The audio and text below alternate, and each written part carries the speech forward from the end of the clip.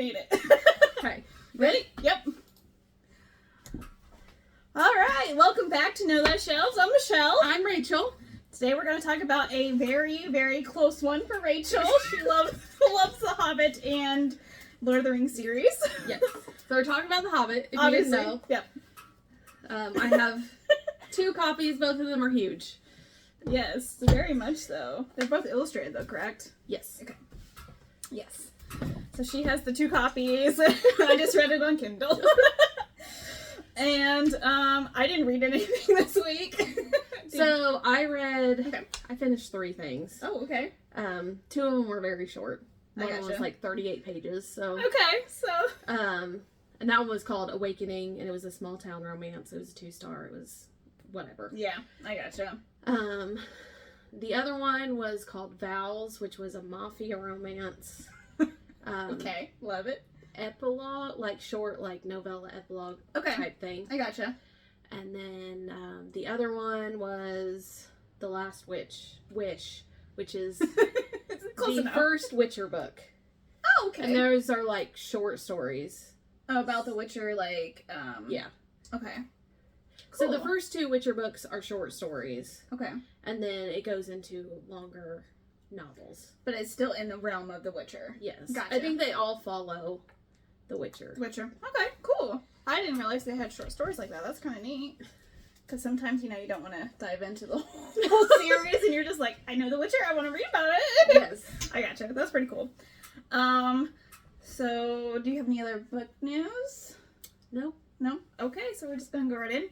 So, we read the book and watched all 3 movies. So, Yes. we're going to talk about there towards the end, kind of the comparison between the 2. Yep. So, it's going to be a long one. Sorry, guys.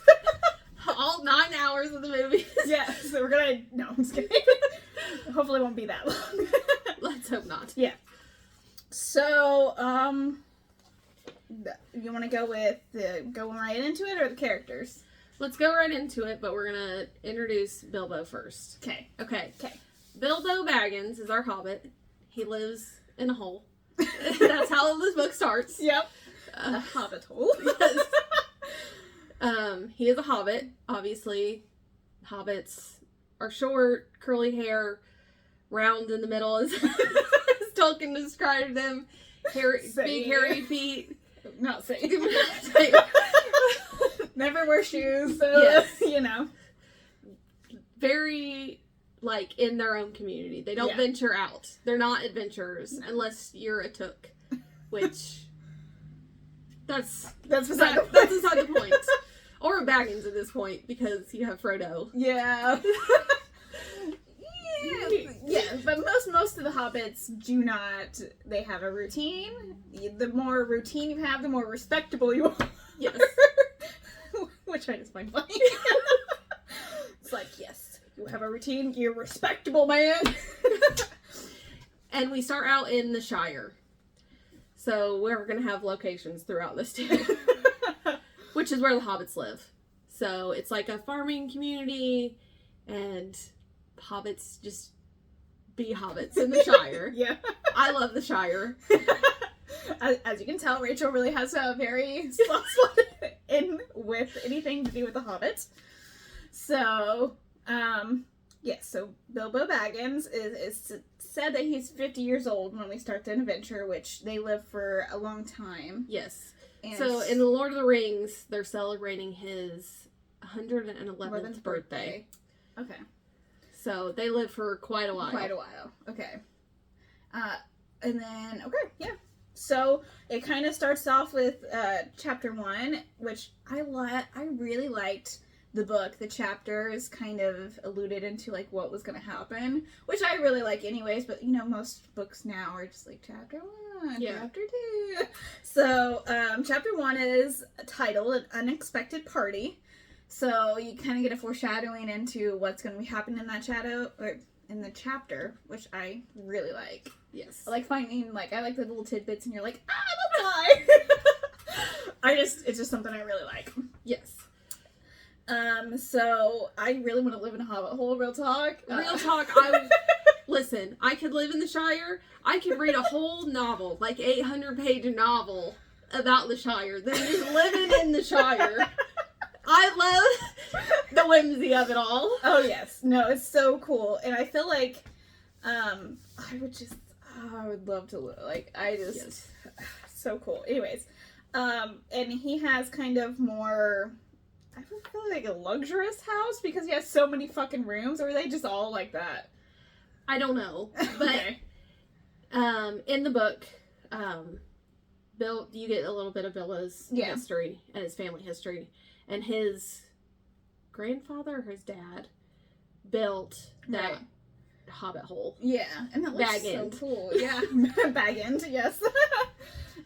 It's just so neat.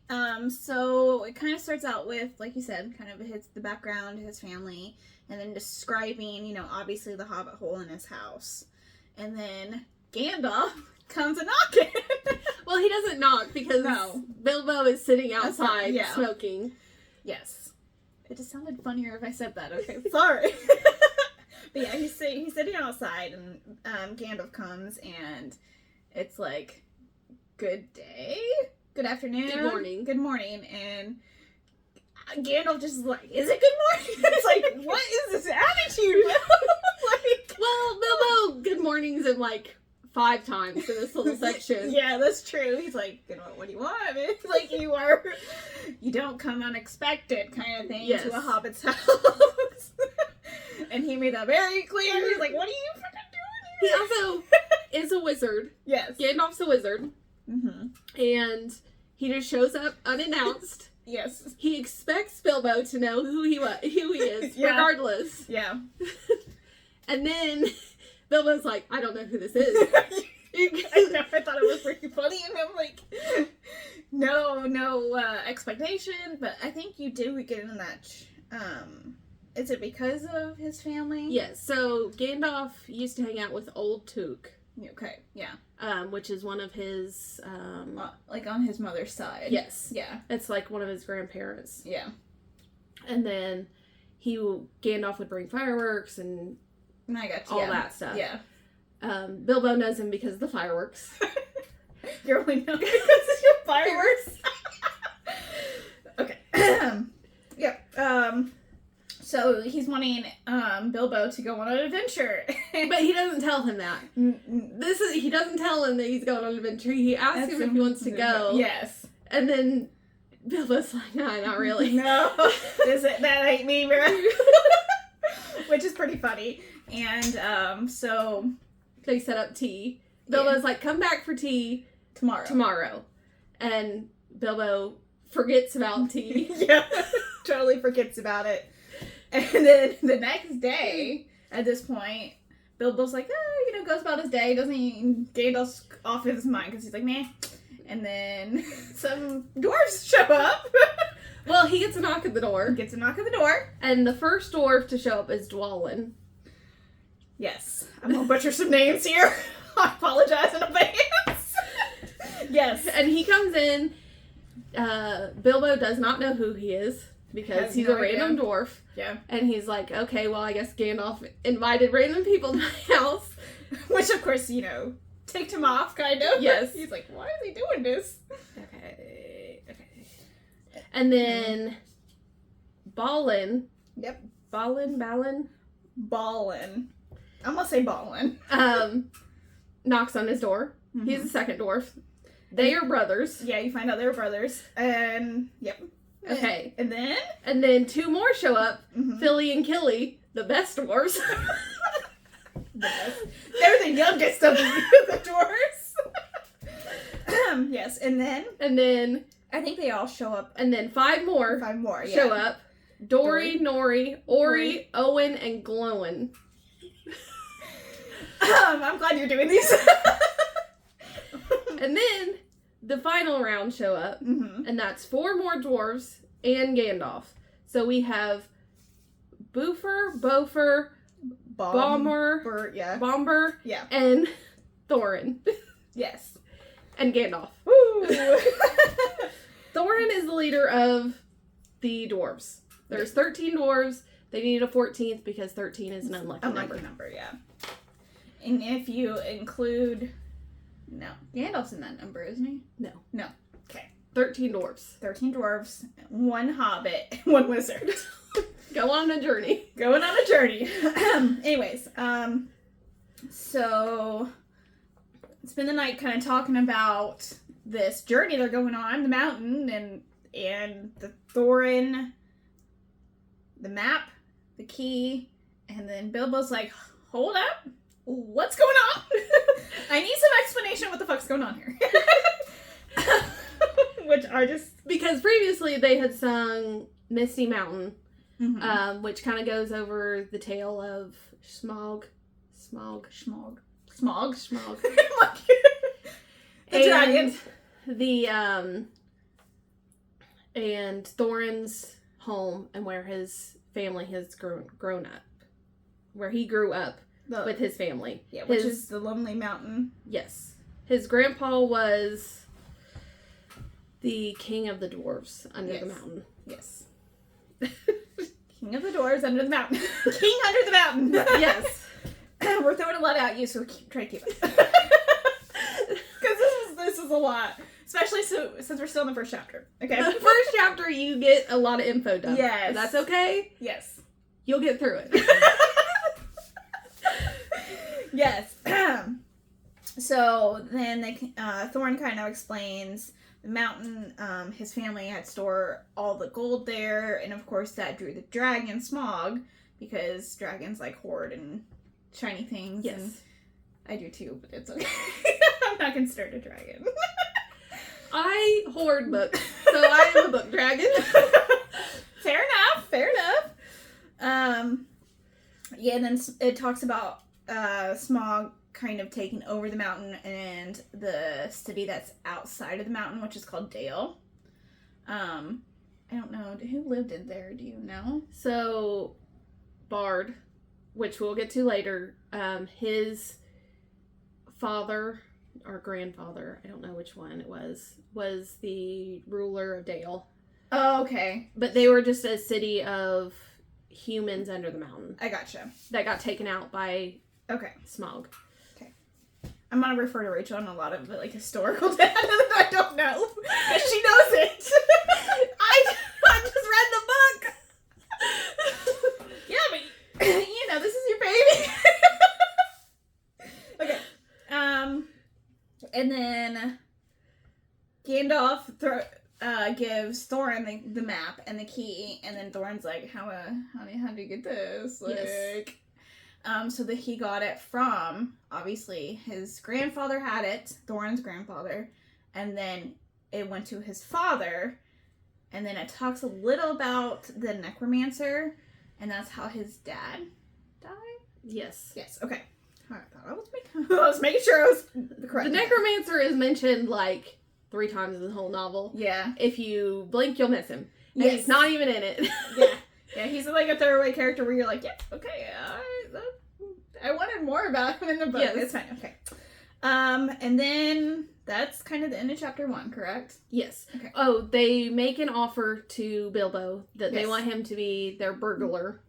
Because Gandalf told him that he's a burglar. Yes. Bilbo doesn't know how to do any of that. No. We wanted you to know he's just a hobbit, has no burgling experience. And yeah. His Took side is like, oh, maybe I should go on this venture. But his Baggins side is like, I don't know about this. So he doesn't know, and also they all give him their breakfast orders. And he goes, I'm not making them all breakfast. Yeah. I mean, fair enough. I wouldn't either. Yes. Because they're all like, it's not just like, oh yeah, we'll just take bacon, the eggs, and toast. No, it's all different fucking shit. Like 13 different orders, and I wouldn't do that either. No. Unexpected guest, fuck no. For 13 dwarves and a wizard. Yeah, heck no. And this leads us to chapter 2, yep. which is called Roast Mutton. We're going to try to give you the chapter names. I just think it's funny. We don't have to. But so Bilbo wakes to an empty house, and he's like, "Oh, that's all a dream. I didn't, yeah." Except for his house is messy, so... Yes. Yeah. So then he goes to clean all the dishes, because he's like, you know, don't know them. Because I'd be the same way if I had 13 guests come, and I had all this. Destroy your house and eat all your food. Yes. Oh my god. I'd be like, no, I'm not receiving guests at this time. Yes. So Gandalf comes back to the house. Yes. Right around 11. No. It's right after it's like 10:45. Yes, 10:45. And he's supposed to meet the others at 11. He's like, you didn't get the note. It's like, what fucking note? Because you didn't clean your mantle like every other morning. Yeah, well, I had some shit going on and whatnot. So he kind of rushes him out of the house. Yes. So he doesn't have, hardly fucking anything. So no provision, no handkerchief. I don't even think he grabbed his pipe and tobacco because Gandalf brings it to him. Yes. They're supposed to meet at the Green Dragon, mm-hmm. which, if you know Lord of the Rings, the Green Dragon is also where Frodo meets Aragorn. Yeah! Yeah, totally. I'm glad you said that because I was like, yeah, alright. Regardless, the Green Dragon. You have to, I haven't watched Lord of the Rings movies since when they came out. Let's just leave it at that. Okay. I just love this world, so. Yes, no. There aren't any tad bit information that you have because I don't have it. I'm sorry, guys. Okay, so I think he meets them, right, he meets them right, a little bit after 11, he's he runs there, and off they go. Yep, on their adventure. Ooh, so we finally made it to the adventure park. So they camp at night, or did anything else happen before they started camping? They just kind of They went through the forest. Yeah. Gandalf left for some reason. He's like, bye, I'm gone. That's what he does. Yes. He does that the best. Gone. Yes. Yeah. I'm like, I don't know again. So they go camping in the forest. Yep. Before they build a fire, they see a fire off in the distance. Yes. Yes. And they're like, Bilbo, go check that out. Because he's the burglar, If you're in trouble, give a couple owl hoots, and we'll come and get you. But they distinguishingly say, you do this owl if you're in trouble, or this owl if it's good. I'm like, I don't even know the different owl sounds. I feel like Bilbo doesn't either. He's like, I can't do that. Off he goes. Why is he taking directions? Anyways, that's not the point. So he goes to investigate because he's the burglar. That's what he does. He comes upon 3 trolls. William, Bert, and Tom. I did not write those down. Are the trolls' names? They're so generic. Just so we know. Okay. So he's thinking about leaving, and then he's like, oh, well, I'm the burglar, so I gotta bring something back. Right. He has to bring something, So he decides to pickpocket one of the trolls, and the trolls catch him. Yes. And they don't know what a hobbit is. Yeah, they have no idea. They're like, what does this say? But I do have to give it up to the dwarves, because as soon as Bilbo as soon as Bilbo's gone for a longer time where they think he should be, they do come kind of storm in and be like, yo, what's up? But they also all get captured. I know, but it's nice that they tried. They all get captured by 3 trolls. And it's known in the universe of the Hobbits / Lord of the Rings that the trolls are very dim-witted. Yes.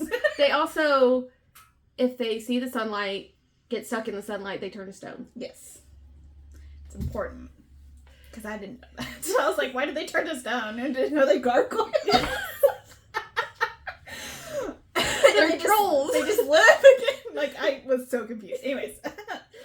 Okay. Yeah, sorry. So they all get caught. And the trolls are starting to argue about how to cook the dwarves. Because they're tired of mutton. They don't want it anymore. Is this where they lose their first set of ponies? Yes, I think, yeah. Because that's why... Yeah, isn't that why Bilbo goes? No, or am I confused? That's the movie. That's the movie. Step back. Yeah, he just tries to pickpocket them. Yes. Yeah. So the trolls are arguing back and forth about how to eat them, if they should skin them, squash them, cook them in a Roast stew. them, you know. I mean, I feel like they'd probably be better with stew, but that's just my opinion. Just kidding. Well, from the movie, we know they have parasites. Full of parasites. I love that. Was like the funniest. Anyways, yeah. Okay. So while they're arguing, the trolls think they're hearing each other, but they're not. Yes. They're hearing another voice. That voice is Gandalf, because he showed back up. Just, he shows up to save the day, okay? At least in the first couple chapters. Yes. So Gandalf is kind of making them pit against each other, mimicking their voices. Or, I would say, close enough to their voices. Yeah. So, anyways, Gandalf comes, saves the day. The trolls, it becomes dawn, and the trolls turn to stone. Turn to stone like gargoyles. But they're dead Yes. at this point. I want to make that distinction. They're not like gargoyles. They just turn into stone, and then they're dead. Yes. So this is when I think it's Gandalf that's like, where's their cave? Because there has to be a cave nearby, because they're not going to risk being out in the sun. Yeah. So they find the cave, and they just take whatever. Well, they find 2 swords. Yes, they find the 2 swords. I'm not even going to try to pronounce that. The Goblin Cleaver and the Faux Hammer. Gwendolyn and Orcrist. Yeah, close enough. That works. That's also in the 3rd chapter, Yes. which is called A Short Rest. Yes. So they kind of they find Bilbo a small sword, because, it's a small elven sword. I don't think it's a sword. I think it's just like a dagger. A dagger. Yeah. Because they're like, oh, this is too small for us. Here you go. And then, so they eat some of the trolls' food they had, rest up for a little bit, because, they've been up all night, and then they travel on. Yes. That leads us into chapter 3, which Rachel said was a short rest. So Gandalf, in his adventure elsewhere, had met up with a couple elves. And they told him that Elrond would house them for a little bit. Elrond is an elf, obviously. Yeah. He lives in Rivendell. The dwarves and the elves kind of have some beef. Yeah. I feel like everyone has beef with everyone. But yeah, so the dwarves kind of have some resentment towards the elves because they didn't help them when Smaug happened. And but they end up becoming friends. Yes. So, Elrond tells him about the swords. Oh yeah, the names of them and whatnot. Bowhammer, Goblin Cleaver. And he looks at the map, and he notices there are moon runes on there that give them a clue on how to open the door. The secret door in the mountain. Which you gotta do at a certain time of year. Yeah, the keyhole will shine on Durin's Day, which is a dwarf's new year. Yeah. So sometime between... It's the last day of autumn, the first day of winter. Yeah. So it's... Yeah. Halloween. Kind of, yeah. Yes. I didn't get that. Yeah, so that's cool. So they stay at his house for like 14 days. So that's why it's called a short rest. They stay for 2 weeks. Well, they start this book in May, just so you know. Okay. And then by this point, it's June. And then by the end of the book, it's winter. So they're traveling for a while. Yes, very much. So then that leads us into chapter 4, correct? Yes. Which is over hill and under hill. So they kind of journey onward, and then this is where they're kind of in like a mountainy pass. Yes. And it's raining, of course. It always rains on a journey. like it's raining today. Yes. And I really liked it because it's a thunderstorm, but they call it a thunder battle because is it yes, giants, rock giants are throwing rocks at each other. I'm not sure why, but that happened. I'm not sure the reasoning behind it. They're having fun in the rain. I guess this is where they lose their first set of ponies. Yes. By the way. Yes. So they always losing their shit, okay? They send Philly and Killy off to find some dry area, cave, whatever. Yeah, because they're the youngest and have the sharpest eyes. Yeah, except for Bilbo. They don't send Bilbo. No, they don't send Bilbo. Only in more dangerous situations, okay? So they come back and they're like, hey, we found this cave. Mm-hmm. It's empty as far as we can tell. But whatever. Little do they know. As far as we can tell. Okay. Famous last words. So, so they pull in the ponies into the cave, kind of get settled for the night, but they don't decide to light a fire. No, Gandalf says, no fire. He goes, no. It attracts the giants. No, I don't know. But yeah, so they just kind of like take some stuff off, let it air dry kind of, and call it a night. And so Bilbo has this like dream where he's just like, some shit's happening, some shaking, and then he like startles and wakes up. And so there's a crack in the cave in the back. And the ponies are going through it. Yes. So bye ponies. I swear to God, they lose everything, and I'm like, how did they survive? Okay, I just want to know how they did this. I mean, they, I swear I should have counted how many times they lost their ponies. It would have been 4 or 5 times. Yeah. I mean, these you never see again. So these ponies are gone. Just gone after this.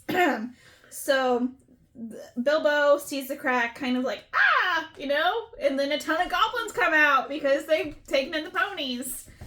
And they capture everyone but Gandalf because Gandalf disappeared.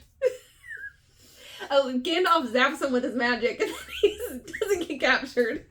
Yeah, there's like a bright light. The important part, he disappears yet again, okay? I just want that to be known. Every time there's danger, he disappears and then he's like, I'll save the day, guys. Listen, he fought the Balrog. I'm just saying. He comes in clutch. He disappears, but then he comes back and he saves them. Yeah, but if he could have saved him to begin with, you wouldn't have a story then. I get it. Okay. So, the goblins take the lot and deeper down into the caves to meet with the leader. The Great Goblin. The Great Goblin. He didn't have a name. Yeah. He didn't deserve a name. Sorry. So, the goblins don't like dwarves. Because they had a battle at the Mines of Moria. Oh, okay, yeah, because that's why they're... And the goblins take... Goblin killer or whatever, yeah. Azog, the goblin something. I wrote his name down. He wasn't important. No. Name is. No, but the blade is. The Orcrist. Yes. So, so... They were going. The great goblin leader sees the Thorin's sword because that's the goblin killer, and that kind of solidifies like, we're gonna kill him. Yeah, which they were gonna do it anyway. Yeah, so that was more of like, that's the front of the straw. We're gonna kill them all. Yeah, and then this is where Gandalf comes and saves the day. He explodes some shit. And then they all run away. Meanwhile, one of them is carrying Bilbo because he can't run as fast as them. Yeah, the short Who is it? Dory. I was going to say, a lot of people, but I think they kind of switch, if I remember correctly. But yeah, so they run away, and the goblins hunted their trail, basically. Mm-hmm. And then the trolls, the trolls, the goblins, the dwarves are known for like rolling to go really fast, which I didn't really, I just can't picture it. Okay. Anyways, so they take turns having Bilbo on their back because they can roll, and the one carrying Bilbo run, whatever. So they kind of find them. There's kind of like a battle in like the tunnel of the caves, and Dory was actually holding on to Bilbo at this current time, and he falls off his back, and bumps his head, and he passes out. Yeah, this is a common theme for him. And they leave him because they didn't realize he was not with them. Yes. Yeah. None of the 13 dwarves that were carrying a hobbit, mind you, they were carrying him, didn't notice that none of them had him. Yeah. Yeah. So this leads into chapter 5, which is called Riddles in the Dark. Yes. This is one of my favorite chapters. Okay. I'm not going to say what I was going to say then. Okay, so Bilbo in the dark, which obviously being in a cave that has no light, that would be very disorienting. Yes. Waking up and you're like, I can't fucking see, I'm blind kind of feeling, because you really can't. Mm-hmm. And so he's like crawling around on the floor. And his dagger glows. Yes. When goblins are near. Goblins are, I can't remember something else, but yeah. So it kind of gives, because it's an elfish blade, apparently that's a magic trait in that, so it kind of glows like a pale blue. Yes. If they're like immediately surrounding him, because sometimes it's not. Yes. Yeah. It's just when they are around that it glows. Every other time it doesn't. Yes. So he's kind of crawling around feeling, and then that's when he finds a ring. He just pockets it because he's a burglar at this point, he just has to take it. Doesn't think anything about it, puts it in his pocket, moving on. So he feels in his pockets for his pipe, which, Gandalf brought him because that's important. Yeah. It's very important to have the pipe.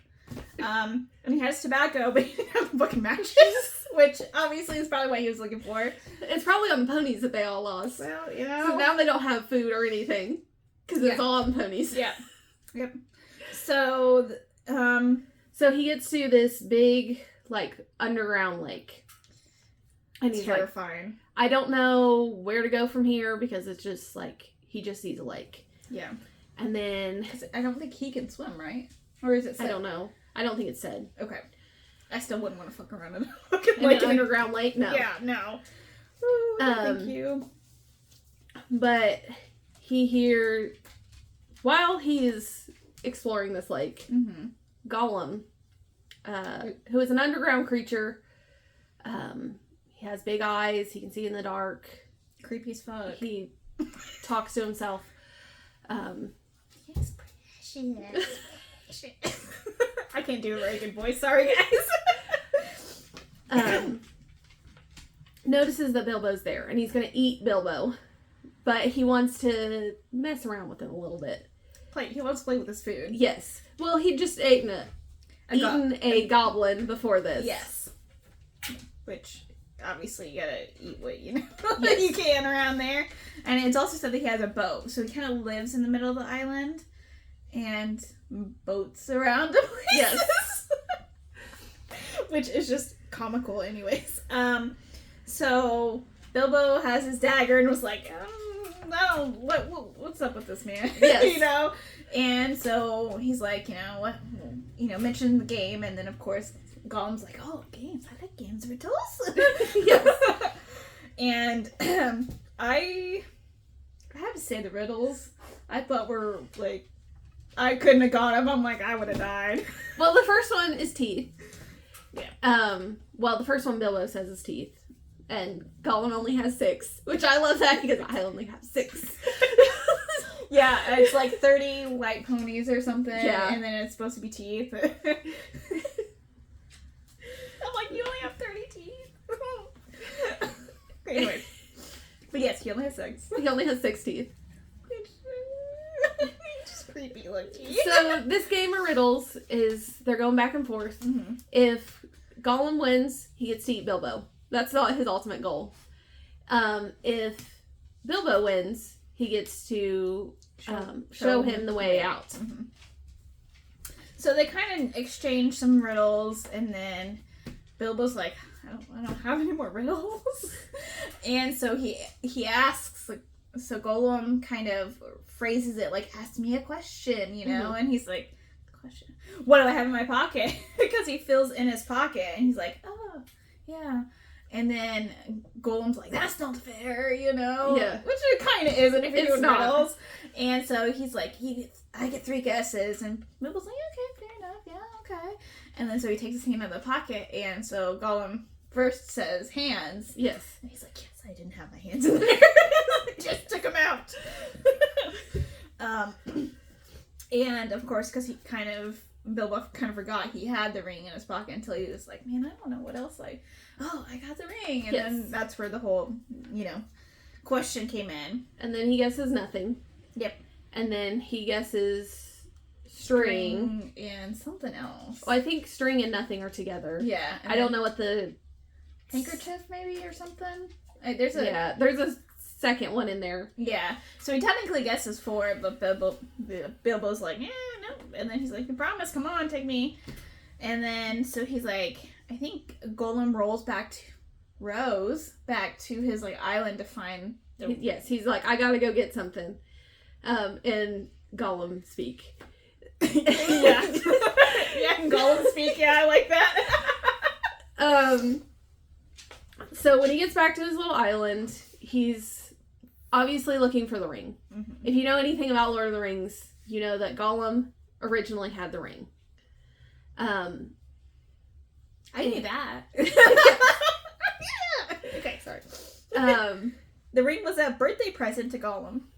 I don't know by who, but someone that loved he found it on his birthday. I think is what it meant. Yeah. Well, it's a birthday present to himself. See? Yeah. You don't know we don't know it's the Ring of Power because it's from that video I sent you. Yes. Originally, this was a standalone and it didn't have anything to do with Lord of the Rings. Mm-hmm. This came first, and then he wrote Lord of the Rings, and then he wanted to tie it into The Hobbit.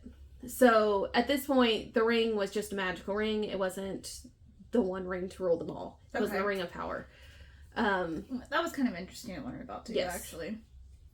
And some storylines were changed in the book so that Gollum and Bilbo weren't friends at the end of this exchange.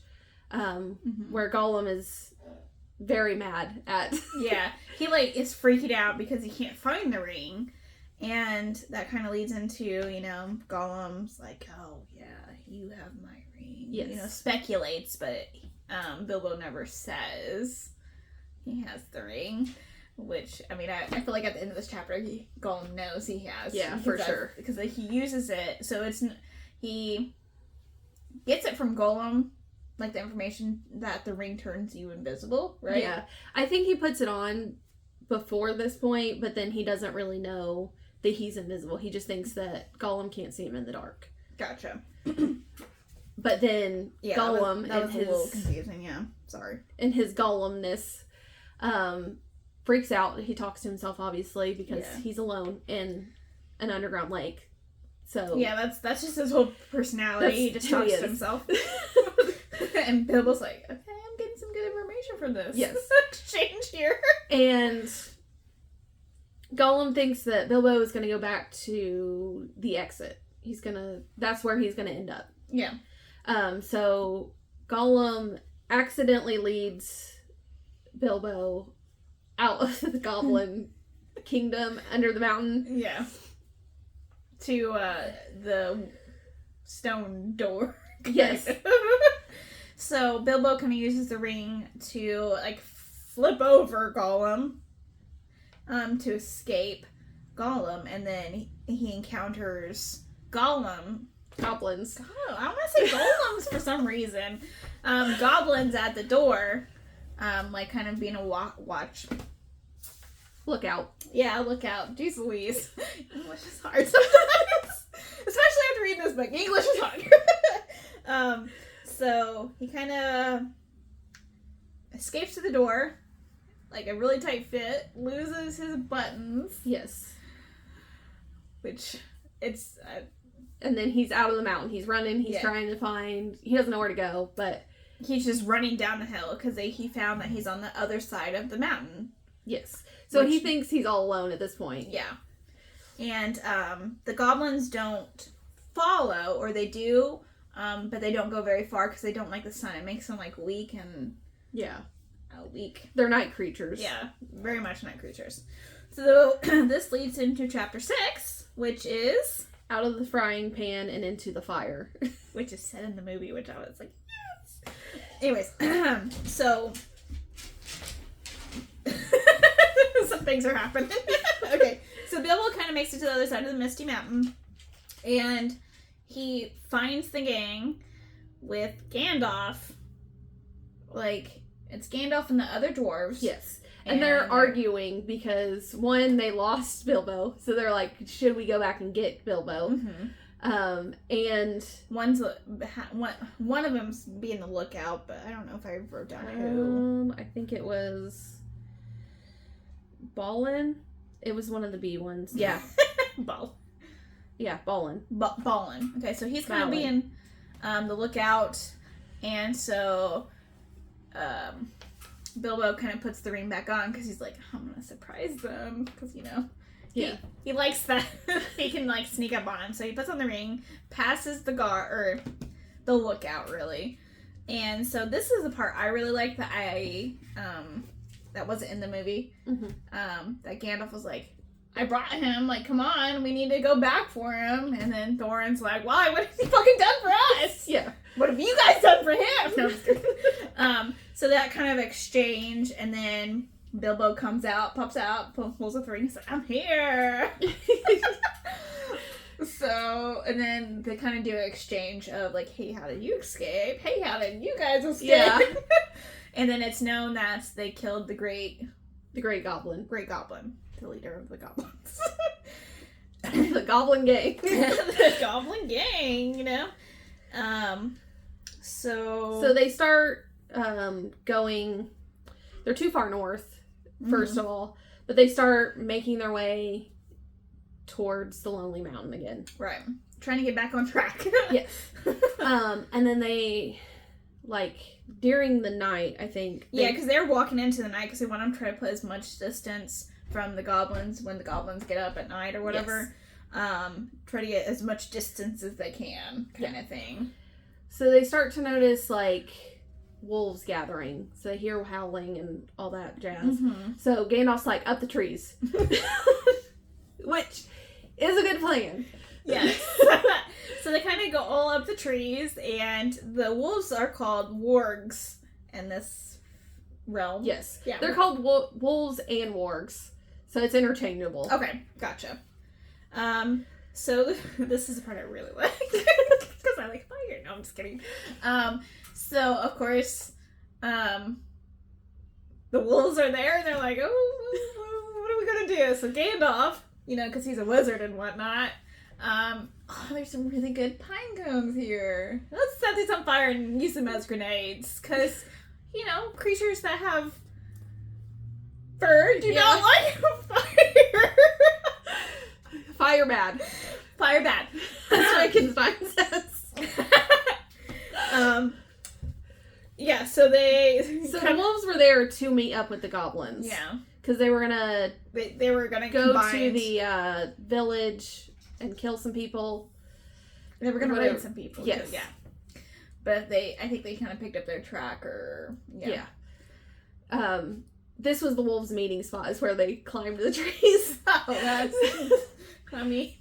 So, all right. Bad luck. Again. Yeah, of course. But the wolves show up. Gandalf's catching wolves on fire. Goblins show up. They're in some hot shit. Yes. The fire basically causes a forest fire, I feel like. Yeah. And so, they're up in trees, and that's not a great thing for them. Yes. And happened upon an eagle's there. Yeah, I think it said in the book that eagles go and investigate. Yes. And so he calls some of his brothers. Yeah. And so they escape with the Lord of Eagles' help. Yeah. The eagles come and grab them and take them off to our next character. Yeah. Yeah, so that leads into chapter 7, which is queer lodging. So yeah, the eagles carry one per each eagle, so there's 15, 16 eagles. 15. Yeah, 15 eagles. Yes, because there's 13 dwarves. There's 13 dwarves, a wizard, and a hobbit at this point. Yes, at this point. Okay. So they carry them to a large rock called the Carrock. Carrock? Yeah. Yeah, okay. And this is as far north or whatever that the eagles would carry them. So they dropped them off there, and Gandalf kind of tells them, "Yo, I'm about to leave soon." Yeah. And he's like, "But I'll stay with you for a little bit longer." Yeah. Which, And he goes, "So I have a friend, but this well, not a friend, a companion." yeah, it's acquaintance at best. Yes. To meet this companion, we have to go 2 at a time, and then Bomber's last. Poor Bomber, because he is the fattest. He's as big as Duel. Yes. He always gets last. He always has to go by himself. He does. I realized it wasn't even afterwards, but I was just like, you need to lose some weight, brother. Yeah. That's what it comes down to. You need to lose some weight. Anyways. So, Gandalf and Bilbo go first. Yes. And he takes him to see Borin. There we go. I think that's how you say his name. We're going with that. Not completely sure. And Gandalf tells him that he is a skin changer. Yes. Who farms a vast property some distance away. When I read this, I was like, skin changer or bear? Because he mentioned a bear too, and I was like, I don't know which one he is. He's a skin changer that changes into a bear. Yeah, He's a bear shifter. Yeah, pretty much. I just wish it was just called bear shifter, because I feel like skin changer feels like, to me, when you use that terminology, that he can change into anything he wants. And bear is just his preferred. But I just think he can turn into a bear, and that's it. Yeah. That's kind of how it's implied. Which is kind of, So basically, Gandalf kind of asks him for help and tells him the story of, like, how they got there. Yes, but while he's telling them the story, the dwarves show up 2 by 2. 5 minutes apart. And they keep interrupting the story. Yes, which I think kind of, like, hooks him in. Yeah.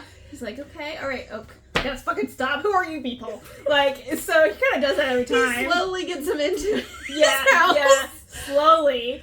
Because he can't just have, like, 14, 15 people show up, and he's like, hey, help me. Yeah. So, and then, of course, Gandalf was like, yeah, well, we had 14 ponies. He's like, oh, 14? Like, you only have, like, 5 people here.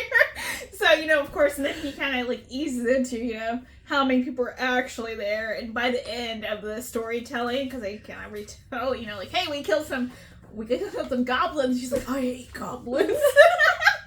And so he kind of, like, gets him hooked into it. And then he's like, okay, all right. I guess I'll feed you guys. Yeah. Because they don't have ponies. They don't have ponies. They don't have provisions. They don't have knapsack. They got nothing. I don't know how they survived. I'm not gonna lie to you. It's 13 dwarves and a hobbit all roam the wilderness with nothing. With most of the time. Okay. So they spend the night at the house, and they can kind of hear commotion outside, but they're all warned, don't fucking go outside. Yeah. But at your own peril, I think is how it's kind of worded. Yes. Like, you can go. You ain't a prisoner, but I wouldn't go. So, and then of course, Gandalf leaves in the morning. No. He leaves when they're entering the Mirkwood. No, I mean for the day. Yes. He leaves. He leaves them. disappears. Yeah, he eats breakfast and then leaves for the day. And when he comes back, they're all like, "Hey, where's our host at? Where's And so Gandalf kind of explains, like, I was kind of, he went back to verify our story, or kind of alluded to that. Mm-hmm.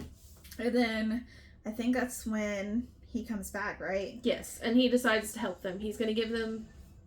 So they need to make their journey to the Mirkwood. So for that, he gives them provisions, he gives them food, and then he gives them 14 new ponies and a horse. Yeah. But they've got to give him back when they enter the Mirkwood. Yeah, has to send them back on their way. The ponies, at least. That's pony set number 2. Yes. They don't, I mean, actually they don't lose these ones. They just send them back. Which, is what he, Yes. So they journey to the Mirkwood. Gandalf says he's going to leave them there. He has other stuff to do. Bye, yes. y'all. Bilbo asks why they can't go around the Mirkwood because it looks dangerous. Yeah, it looks a little sus. And he says it's like 200 miles north and double that south. No. So you gotta go through it. Stay on the trail. Yes, stay on the trail. Both of them, Borin and Gandalf, both tell them to stay on the trail. Stay on the trail. That's all you gotta do. You're gonna go into a weird wood, stay on the trail. Stay on the trail. Do not stray. Oh, and there's also a enchanted river stream. Yes. Don't drink or bathe from it. Because it's obviously enchanted. Don't fuck with it. And that leads into chapter 8. Oh, Gandalf kind of leaves. Yes. He leaves and sends them through the creepy ass... No, I wouldn't do that. Through the That'd be a note for me. Yes, I would not be a very adventurous person. Okay. Chapter 8 is called Flies and Spiders. So you know where this one's going. Big ass spiders. Why? Why is it everything creepy as spiders? Why can't you make something else creepier? Listen, if you're gonna have a fantasy story, you gotta have a big ass spider. I'd rather have a fucking big ass centipede than spiders. I would not. That sounds like a nightmare. I would rather deal with that than spiders. Any type of way, any way you can do it. Okay, sorry. Personal preference. Centipedes freak me out. Spiders freak me out. Small ones, and then you can imagine the big, like the size. Can you imagine how many? Listen, think about a big ass centipede with all them fucking legs. I'd rather take the legs. I'd rather take the legs than the damn spider. The spider has 8 legs. What's another 1,000? We're just gonna have to disagree to agree, okay? Or agree to disagree. There we go. I don't like big ass spiders either, but I'd rather have that than centipedes. But you can avoid the pinchers on a centipede? You can't with a spider? Not if they go around you and they're huge. You're trapped. I see your point, but I think I'd still do it. I think I'd still do it. I don't know. This is where they should add the forest fire, okay? Anyways. So before we get to the spiders, because we know they're there, so they kind of go through, like, it's really dark, and it's like stifling kind of feeling, and the dwarves are used to, being caged for a long time because they are mainly miners. Yeah. And so even they're just like, I can't breathe. It's too much. I need fresh air, So they're kind of like, I feel like morale's at a low point in this chapter because they're all just like, I don't know. Well, the forest sucks. They have nothing to eat, and they've got to stay on the trail. Because if they leave the trail, they get lost. Yes. Period. And there's really nothing to eat in the woods. So anytime they find an animal, they try to kill it, waste a whole bunch of arrows. Because, that's the only thing they got from Bill, the bear guy. Yeah, bear. The bear guy. I'm horrible with, yeah. So he gives them kind of bows and arrows, and so they try to shoot things. So I think they finally did end up shooting a squirrel and tried to cook it, and it was not edible. Like, it was gross. So, and they lose a bunch of their arrows because they shoot them into the forest, so you can't go off the trail. Yes. You lose your arrows. Yeah. They're really, really smart. Yeah. They come across the river. Yes. They come across the river first. There's a boat on the other side, but they can't get to it. Mm-hmm. So they have this rope pulley system. They make this rope pulley system. Yeah, they have like a hook, and an iron hook from their pack. They throw it to the boat. I think Philly or Killy does this part. Yes, too. because they're the youngest and they have the best, So they throw it on and they pull it towards them. Mm-hmm. And then they kind of get scared by something coming out of the forest, right? So all of them get through except for Bomber. who is the fattest, and he goes last. Yes. Because, and he's like, why do I have to go last? And they're like, because you're fat. I mean, it's true. Because they can only do like 3 or 4 people at a time Yes. anyways. And so they didn't have any oars, but they kind of made this pulley system and whatnot. And of course, he's almost to the other side. Yes. And then some kind of deer or some kind of big animal kind of comes out of the forest. And they're like, we need meat, so let's shoot all the arrows we got left. If you can't tell, this irritates me a little bit because they're like, let's waste all of our arrows. It's okay. We don't need them. They needed them. Yeah. This would have been helpful later on, but anyways. Regardless. In the confusion, poor old Bomber falls into the river. And it makes him go to sleep. Yeah, so they get him out, and he, sleeps. He's just smiling, and he's like, I'm sleeping. So, of course, they had to carry him, which they're kind of not happy about. No. Not excited. And they're running low on food. Yes, they're running low on food, and so they make Bilbo go up a tree to see how far away the Mirkwood ends. Yes. But he can't see the end of it because he's in a valley or something. Mm-hmm. So he can't see the end of the Mirkwood, mm-hmm. even though they're almost there. Right. They're getting pretty close. So they settle down for the night, and then they start seeing lights in the forest. They go towards the lights, and they see elves. Feasting elves. Yep. And then they try to go join the elves, and they disappear. They don't want to be fucked with, y'all. No. And then they see another set of lights. They go towards that, elves again. I think Bilbo tries at this point. Yeah, Bilbo goes first to try to, go. They disappear. And then it's, I think, Thorin. Yes. So they disappear again, and then for a third time, because they haven't learned their lesson, the elves show back up again. The dwarves go, Thorin goes first, and then they all get separated. I think Bilbo passes out. Yeah, he dozes off, which I'm not really sure how you just doze off, but okay. And then he wakes, when Bilbo wakes up, because the book is mostly done from all of his point of view except for one chapter. We'll get there. Yeah. Yeah. So when he wakes, he's kind of, bound into a cocoon with some gross ass spiders that are, the size of a human.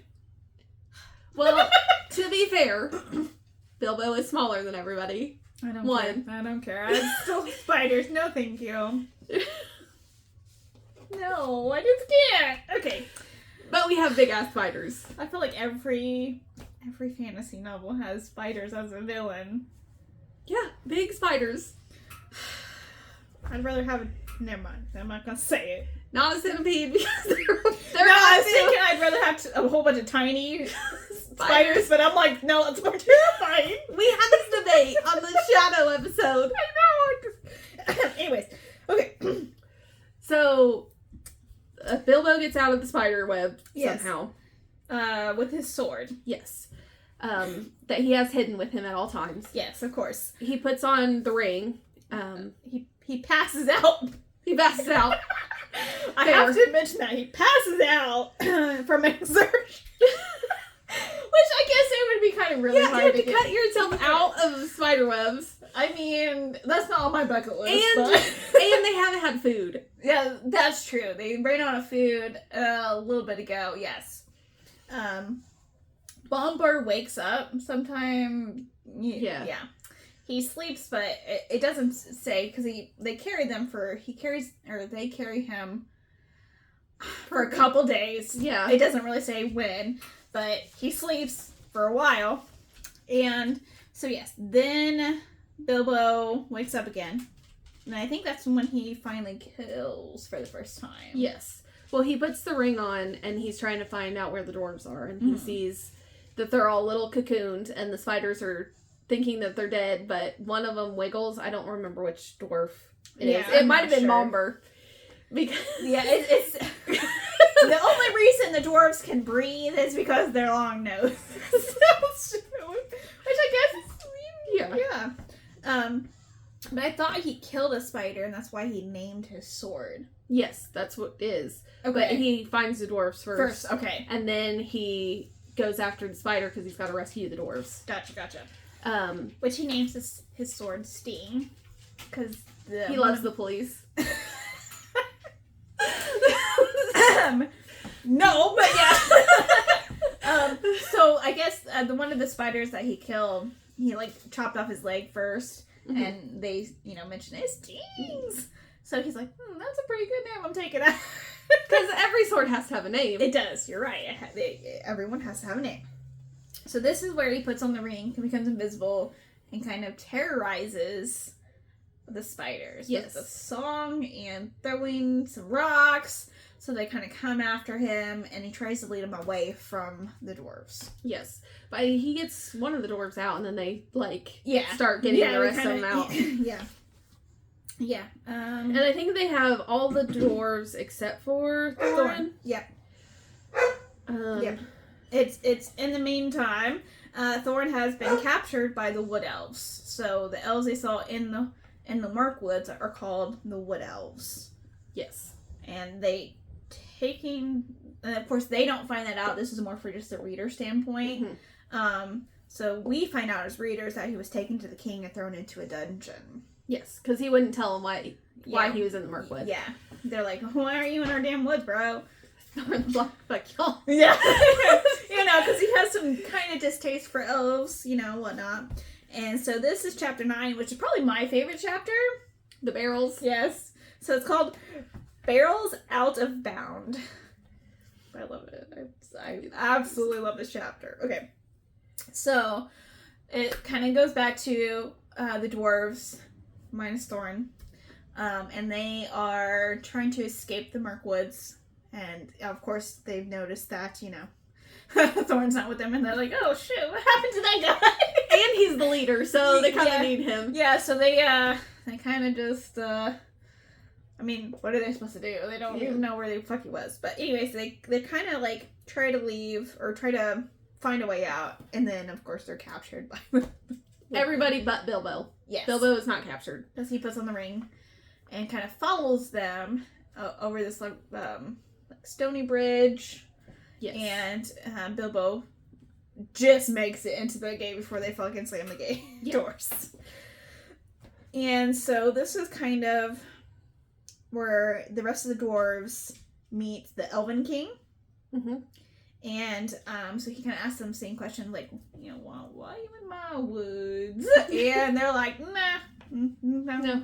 So he throws them into separate, kind of scattered. Yeah. Separate dungeons across the castle. Yeah. Because they're not all together. Yeah, because it takes Bilbo 2 weeks to find them all. It takes him 2 weeks to find Thorin.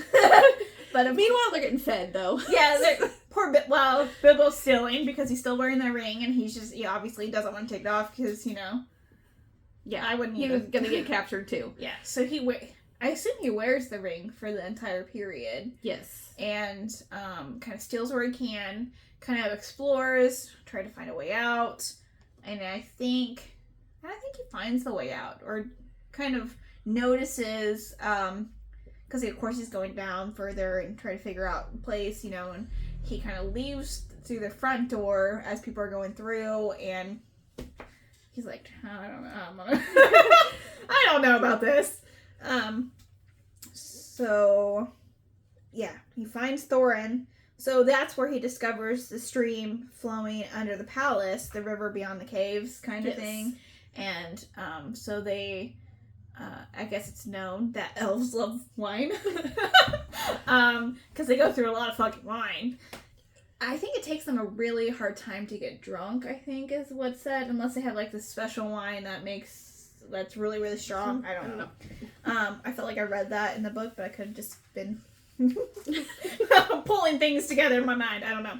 Anyways, so he kind of talks to Thorin, and Thorin kind of wants him to pass a message to the doors, be like, don't fucking say nothing. Yeah. Which, I mean, at this point, why would they, And so they're kind of keeping that in the back of their mind as, like, the last resort to kind of try to escape. Because they don't really want the elves to know what they're doing. Like, going to the mountain to, disrupt the dragon shit.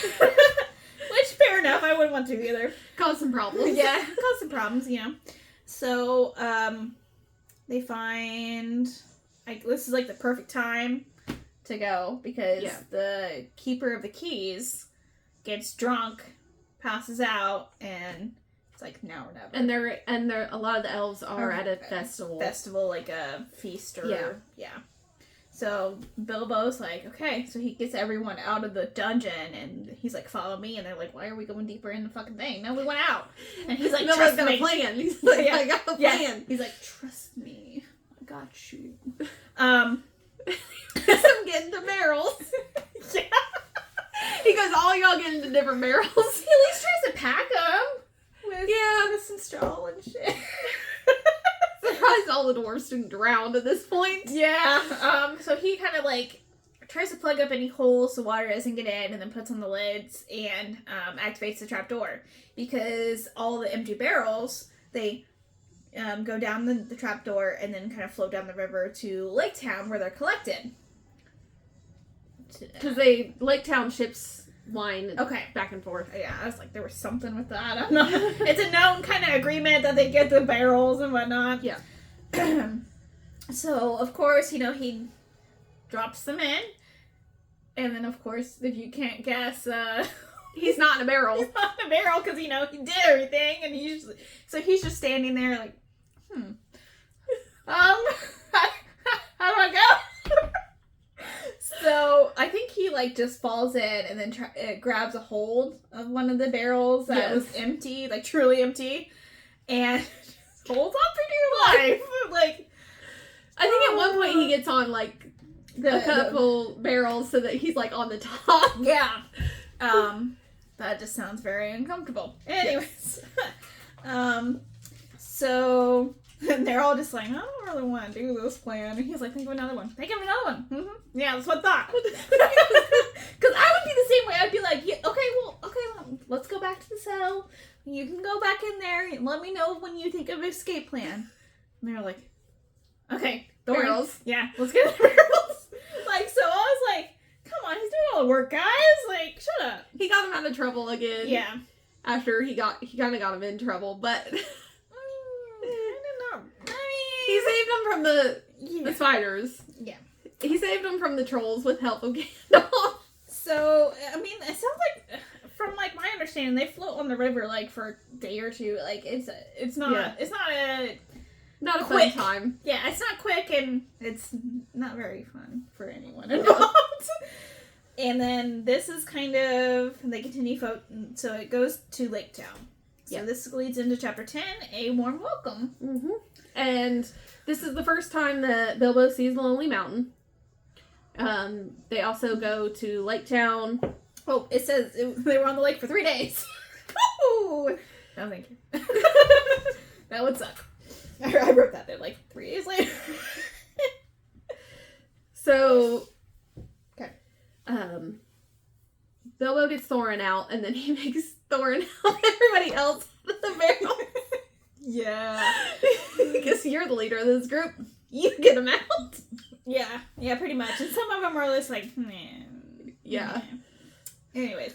So Thorin with Philly, Killy, and Bilbo go to the town guards because it's a bridge that leads to Lake Town. Yes. So they go confront the guards, which they probably don't have a lot of random people come out.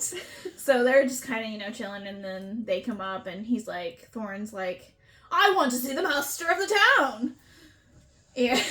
I don't know why I did the voice of that, I'm sorry. And so he announces that he's the king under the mountain, and he's Thorin, son of blah. Yeah. I didn't write his lineage down, but he says it. Thrain, So that's all I got. That's her. I think that's his dad. I don't know his grandfather's name. So they both, all of them start with a T, right? That works. Okay. Anyways, yes. So wants to be taken to the master is feasting with some of the elves that came down. That when they get supplies and whatnot, and the elves are like, "You were our prisoners," and he's like, "I'm not talking to you bitches. Like I'm talking to the master of the lake." Which I just find, like, he was just, like, throwing his authority around like no other, and, which I guess you probably have to, like, kind of, like, Well, he's also shorter than everybody, so... Yeah, that's very, very true. So the master of the town doesn't really want to go against the elves, because, they do trade with him, and what if they cross them, and he's like, But all the townspeople are like, oh yeah, and thinking about the old times with like, thinking about the legends and songs. Yeah, and basically how the town thrived when, because the dwarves gave trade, and so they're all like, yeah. So the master the master of the town kind of was like, okay, what the people want, people get, Yeah, kind of thing. And this is where they get their third set of puppies. After, right, though? Yeah, when they're on their way to the Lonely Mountain. Okay. Yeah. So, they kind of give Thorin and the company, provisions, Ponies, weapons, whatnot. And after a couple weeks, the dwarves are like, hey, we gotta go. Mm-hmm. And they're well provisioned. And then this kind of leads into chapter 11 on the doorstep. Yes. So the people from the lake take Bilbo and the others on a boat and row a couple days to near the Lonely Mountain. Mm-hmm. And the townspeople are like, okay, bye. Because, they're kind of scared of the fucking dragon. Which I feel like they said they hadn't seen in quite some time, but I don't know exactly how long that was. Yeah. Doesn't say, so we're just gonna... A couple years at least. The dragon's being a dragon. He's in his gold. He's sleeping. Chilling. Like that. I would be that way too. Anyways. They travel through kind of like the wasteland towards the mountain, and then they stop at Dale, right? Yes. And stay for the night before they head up to the mountain. They see the smoke coming from the front of the mountain, like the front door of the mountain, I guess. Yeah. Whatever door there's, whatnot. And so they're trying to find the hidden secret door on the map, and they find it, and then they try to open the door, or where they think the door should be, with everything under the sun, because they seem to have forgotten how to open the door. Yeah, and Bomber stays at the bottom of the mountain. Yeah. Because he's afraid a rope's going to snap on him on the way up. Yeah. He needs to lose some weight. I mean, anyways. So. I just love how it's pointed out every single time. I feel so bad for him, but like at the same time, why would you come? Anyways. So. This is when Thorin kind of makes the comment that, the end of autumn is almost here. Yeah. Did they forget the fucking map? Like, and the moon runes? And I feel like they just forgot about all of this, okay? They've been through some shit. They have been through some shit, but it's not even been a year, okay? Spiders, goblins, wolves. They've been through it all. Trolls. Forest fire. Anyways, so kind of, the next day after, Bilbo hears kind of like here's a thrush cracking a snail. Because that's part of the moon runes. Oh, is it? Okay. Yeah. And then he kind of hears. Bilbo and the dwarves wait for like the sun. Because it's supposed to be the last sun of autumn. Doran's Day. Yeah. So it's something to do with the last sunlight of, Doran's Day that the keyhole will reveal itself. And once the sun's setting, the hidden keyhole is revealed, and Bilbo's like, hurry, get the key in there before it disappears. So Thorin opens the door, and that leads into the next chapter. Yes, which the next chapter is inside information. They send Bilbo down because that's what they do. And he's the burglar, you know? He goes down into the mountain. He sees a light in the mountain, and it is Smaug. Mm-hmm. So, he obviously puts on the ring because he's like, I ain't fucking with this shit. Yes. And kind of goes down, and he grabs a cup and then like goes back up. Yeah. And then they all celebrate that he got a cup, and they think they can go down and get more, and they start like fantasizing about the treasure, and this is where they mention the Arkenstone. Yeah. Which is important if you miss it the first time. I didn't. Yes. So it's kind of known that it's really hot because of obviously Smaug, and he breathes fire, and that's where the kind of smoke came from, is his breathing. So after the first time he goes down, they send him down again to see if he can get more treasure. Yeah. I think this is where they kind of feel like their plan. They're like, how are we gonna? They don't know how they're gonna get the dragon out of the mountain. Yeah. Or kill the dragon. Or anything with the dragon. Yeah, this is where their plan totally fails them, and they're like, we really didn't. Yeah, they didn't think that one through. They're like, we were just worried that we weren't ever going to get to the mountain. They didn't move forward with the idea of what do we do now. Yes. But Smaug, when he comes down the second time, he's awake.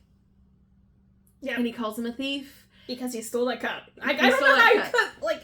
He knows. He knows, He knows his hoard. Sorry, Rachel. Sorry. Yes. And that's when he, like, get outraged. Yes. And then he kind of goes back and forth with Bilbo. Mm-hmm. Bilbo tells him some information that he shouldn't have told him. Mm-hmm. He calls himself the Barrel Rider. And Smaug's like, well, the only person that can do that is at Lake Town. Yep. So this is kind of where he shows his hand, where you probably shouldn't have. Yes. But apparently it's known that you're not supposed to speak to dragons because they can get the truth or something out of you. I don't.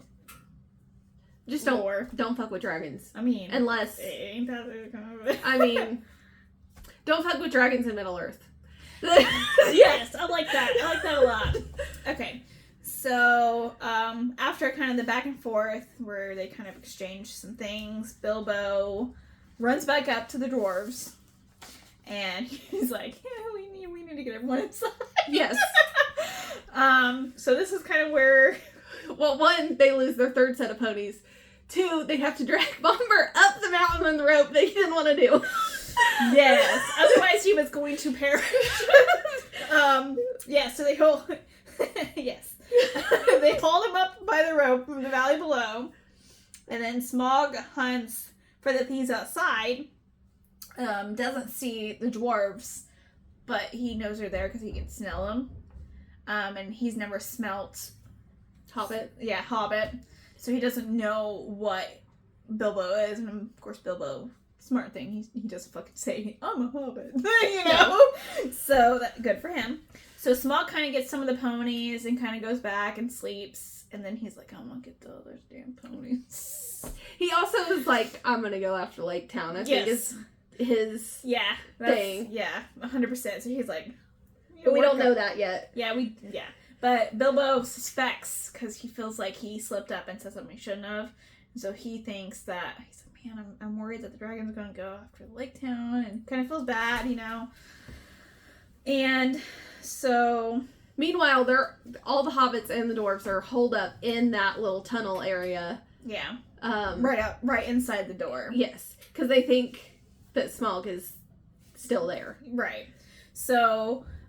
this is, I think, where Bilbo goes back down, and that's kind of how he finds the Arkenstone. Well, he finds the Arkenstone. He finds the Arkenstone, but he also finds Smaug's hidden weakness, kind of. That was during where he was It's talking exchange. back and forth. Yeah. Yeah. But so, he has a part in his chest where he's missing a scale, or where it's something. like there's something soft underbelly kind of thing, and the dragon doesn't realize he has a soft spot, and he's like showing off for Bilbo, and he's like, "See, I'm good." And Bilbo's like, "Yes, you're magnificent." But he's still wearing the ring because he doesn't want to fuck with Smaug. So, like, of course, he's like, speaking from invisibility. And so this is when actually Smaug just decides to find the dwarves, and Bilbo's like, "Come on, guys, we gotta get in here, we gotta shut the door." And they're like really hesitant to shut the fucking secret door because they're like, how are we gonna get there's no handle, obviously, so they're like, if we shut it, like, how we need to be able to get out. And he's like, "You want to live though?" So as soon as they shut the door, that's when Smaug kind of like blast, because he kind of figured out from how Bilbo was coming down where the tunnel would lead out. Yes. So Smaug is like, "No, fuck you," and he can't find him, so he like just kind of smashes the mountain, and then when he goes, then he just goes. He's off. He's off to lay at this down. point, you don't know Yes. where he's going. Yes. Smaug just kind of, after that, they don't hear anything, kind of silence, and so they're all just like, "Okay. Alright, what do we do?" kind of thing. Yeah. So that's when I think it ended chapter 13. Yeah, and we go to chapter 13, Not at Home. So this is where I think they send Bilbo down again. By himself, because he's the burglar and he has the ring. They know he has the ring at this point. Yeah, they know what the ring does, because he talked about it when the spiders, because they... Yeah. I'm sorry, we forgot to mention that. So he goes down, he kind of, like, gets lost in the dark and freaks out. Yeah. And then the dwarves all come after him, and then that's when they figure out that Smaug is not in the mines. Yeah, he's not home. So... right before that, that's when he finds Arkenstone and kind of like, puts it in his pocket. Because he's like, "Oh, this is cool. I'm going to take this." He doesn't know what the Arkenstone is at this point. The importance of that to the dwarves. Yes. So then, that's when he goes has like a torch, and then it kind of goes out because he falls on the coins, and he's just like, ah! I think he gets scared by a bat, actually. Yeah. And that's why he dropped it, and he's like, "Help, help!" And so the dwarves finally go down and rescue him, because they're like, "He's making an awful lot of noise. Well, he's not dead yet, so maybe we should check him." He's also making noise, so that means that the dragon is not there. Yeah. So they rescue him. They see how big the horde is, and they kind of wade through it to get to another part of the mountain. Mm-hmm. They follow it to the running river. Yeah, they go from the Great Chamber to the running river, and that leads to the front gate. Yeah, overlooking Dale. Yeah. And then, afraid of Smaug, they kind of take shelter back in the mountain. And that leads into chapter 14. Right? I'm not really missing anything. Okay. Yeah. Fire and Water. And this is the only chapter in the whole book that is not in Bilbo's point of view. Yeah. And this kind of... Oh, this one, they get out of the mountain, and then they go to the mountain lookout. They travel to that lookout spot. Yeah. That's so they're not in the mountain. Yes, you're right. I forgot that part. Chapter 14. Yes. Fire and Water. In this, it says the story flashback 2 days prior to when Smaug... So they were lost in the mountain for 2 days, because obviously there's no sun that can get into the mountain. They didn't know how long they had actually, been in there. In there. So, 2 days before, this is when Smaug smashed the door. And that's why they couldn't go out the door. Yep. And he's like, "Okay, well, I'm going to Lake Town. I'm going to kill some people because they betrayed me." kind of thing. They help the dwarves come, and he's not... Steal my treasure. Yeah, he's not... He my one like cup. Yeah, the one cup. Jesus Christ.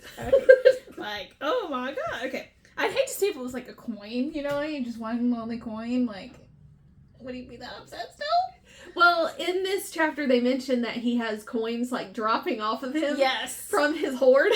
Yes, because obviously he slept Okay, imagine Donald. Is it Donald Duck? It's Scrooge McDuck. Scrooge McDuck, hopping into the gold coins. That is the dragon. So he just sleeps In his hoard. More power to you. I would probably do the same if I could. Anyways. So the men of the lake town kind of... I mean, obviously they're alerted to the dragon. They're like, oh, shit. They go, oh no, dragon. And they think that the dwarves betrayed them. But not at this point. This is coming out later. Yeah. So they see Smaug coming. This is when we get introduced to Bard. Yep. Which is the... descendant of Guron? Let me see it. Do. Giron. Yeah, sounds close. Giron. I don't know if that's right. We're going with it. Yeah, but he was the leader of Lake Town. Not Lake Town. Dale. Yep. Dale got destroyed when Smaug came. Yes. So... that's why they kind of moved to the lake. Yes. And Bard went to Lake Town to live. That's where he's living. Yep. So this is where the bird comes in, the thrash, because apparently some people used to be able to speak their language, and so the thrash is like on his shoulder, and he's like, "Hey, I got some inside information for you. Here's a weak spot. Shoot for it." And so, of course, he is a very, I guess, good shot. A good archer. And that's when he has the black. I don't know what it's called. It's called just the black arrow, isn't it? Yeah. And so the soft spot, the place under his left breast, and that Bilbo had spied before that the thrash knew about. Mm-hmm. And so, victoriously, Bard kills Smaug. It was a very easy dragon slaying. I'm just going to tell you that. Except for Lake Town got destroyed. Yeah, it destroyed everything. But for this to be like a big moment in the book, it was very like one chapter, he's dead. Yeah, like he wasn't a very, very formidable villain. Yes. You think that this is where the end of the book is leading, but we have way more chapters. Okay. So of course the men are like, yeah, let's make you king. And he's just like, I don't want that responsibility. No. Like, no, thank you. And this is when the master turns on the dwarves, and then he's like, yeah, it's their fault. Yeah, it's their fault. Go after them. Because, they disrupted Smaug and look at our town, so they just want compensation. Yeah. Which, fair enough, Fair enough, yeah. So the thrush and the ravens and crows and all that, they carry the news of Smaug's death to everywhere. And of course, the Elven King comes to the aid. Well, I think because he was already there, like, not when Smaug died, but he was like making his way there. Yeah, but you don't find that out until I think one of the later chapters. Yeah. So he kind of helps the men of Lake Town, and they kind of march north, kind of get to Dale. Yeah. Yeah. And this is like 11 days after the devastation caused by Smaug. They finally get to Dale? Yeah. Okay. That leads into chapter 15. Yes. Chapter 15, The Gathering of the Clouds. Which, yeah. So the dwarves are at the mountain lookout, which is like a couple miles away from the actual mountain, because they still think Smaug is alive. Yeah. And then a raven comes and brings the news that the dragon is dead. Yep. So Thorin and company are like, yeah, let's go back to the mountain. Yeah. I mean, might as well. Get our gold. Because it's unguarded at this point, And, and this is when, Thorin wants to go back to the mountain. And then the dwarves kind of fortify the mountain against the Elven King. Yes. Because they got the news from the ravens that the men and the elves were making their way there. Yeah. Yeah. And this is also start of where you kind of get hints of Thorin is looking for the Arkenstone. Yes.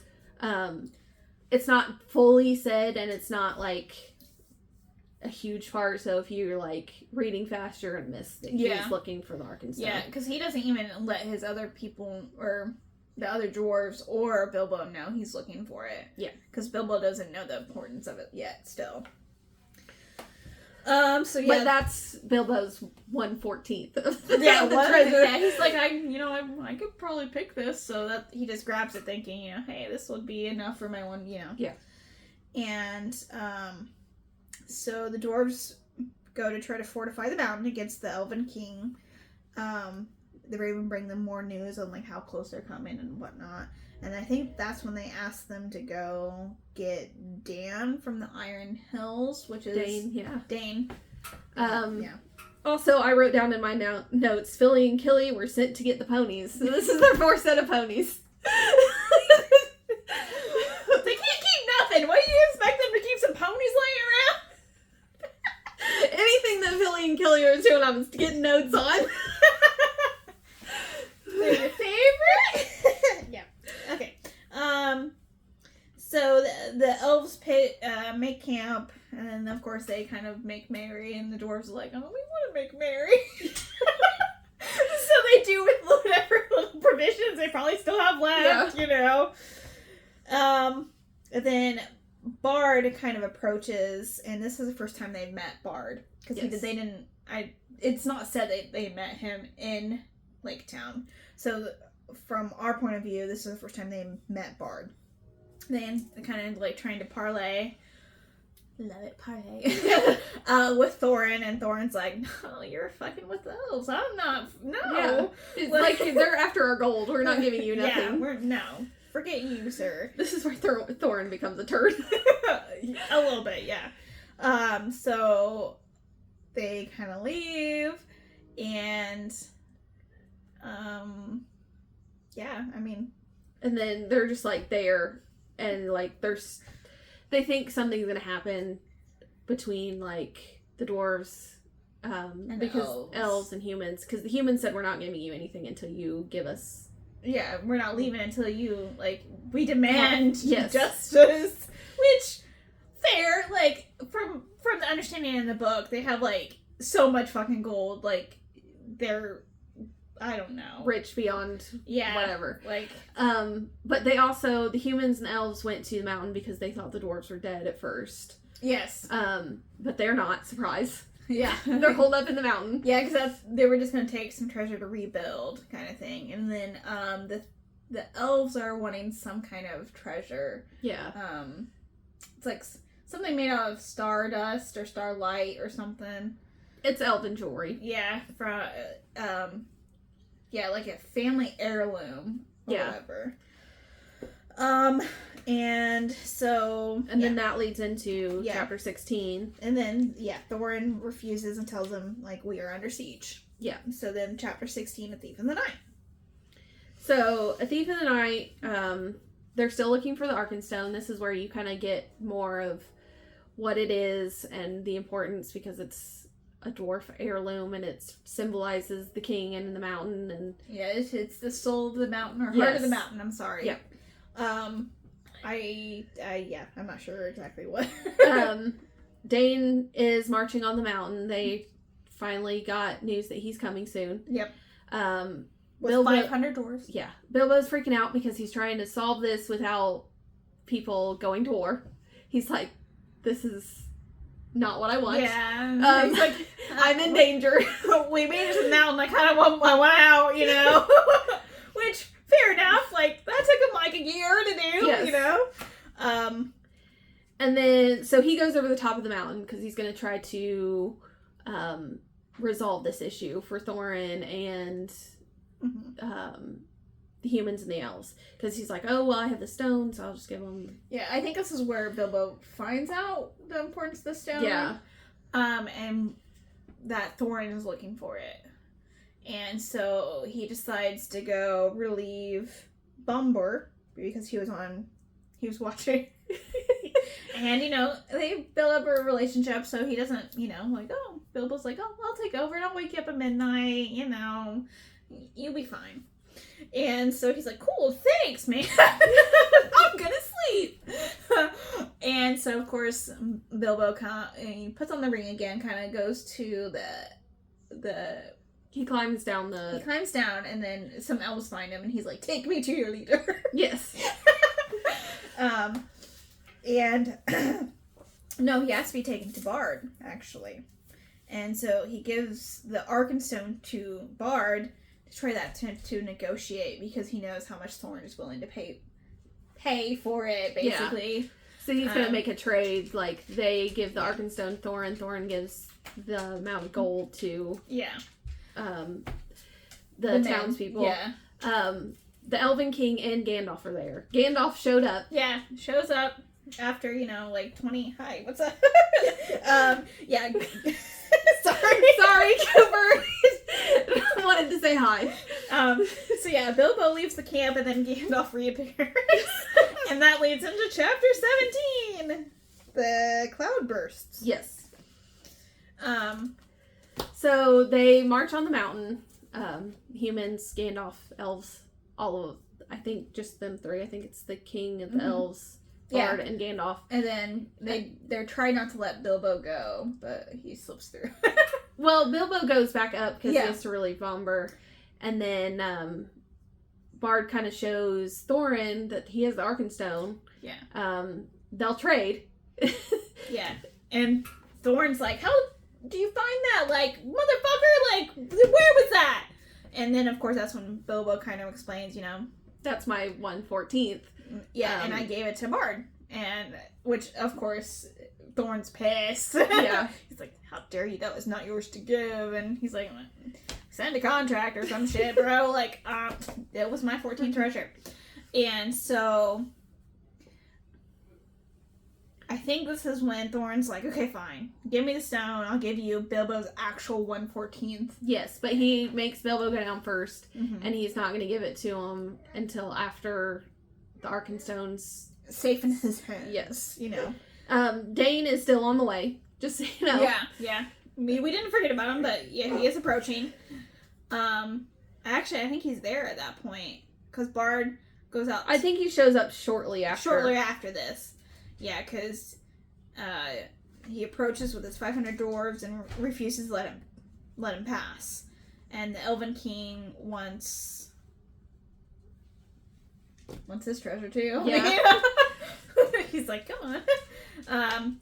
But I think that's when... So this is when the tension starts. Yeah, this is when they're trying. And then, of course, Gandalf's like, we don't have time to fuck with this. We got the wargs and the goblins coming, and they're just all like, and they all, obviously no one is with the goblins, and this is kind of where the Battle of the Five Armies takes place, right? Yes, except for it's not called the Battle of Five Armies in the book. That's what the movie's called, because I don't think there was 5 armies, actually. Well, yeah, there were. I mean, the Elven King, the humans, the goblins, the wolves, the elves, the men, and the dwarves, and then if you include the eagles. Yeah, I guess. The 6 they kind of... they battle it out. Yeah. They battle it out, and then, of course, we don't know what really happened because he passes out. He knows that the eagles show up and help, and the bear shifter shows up and helps. Yeah.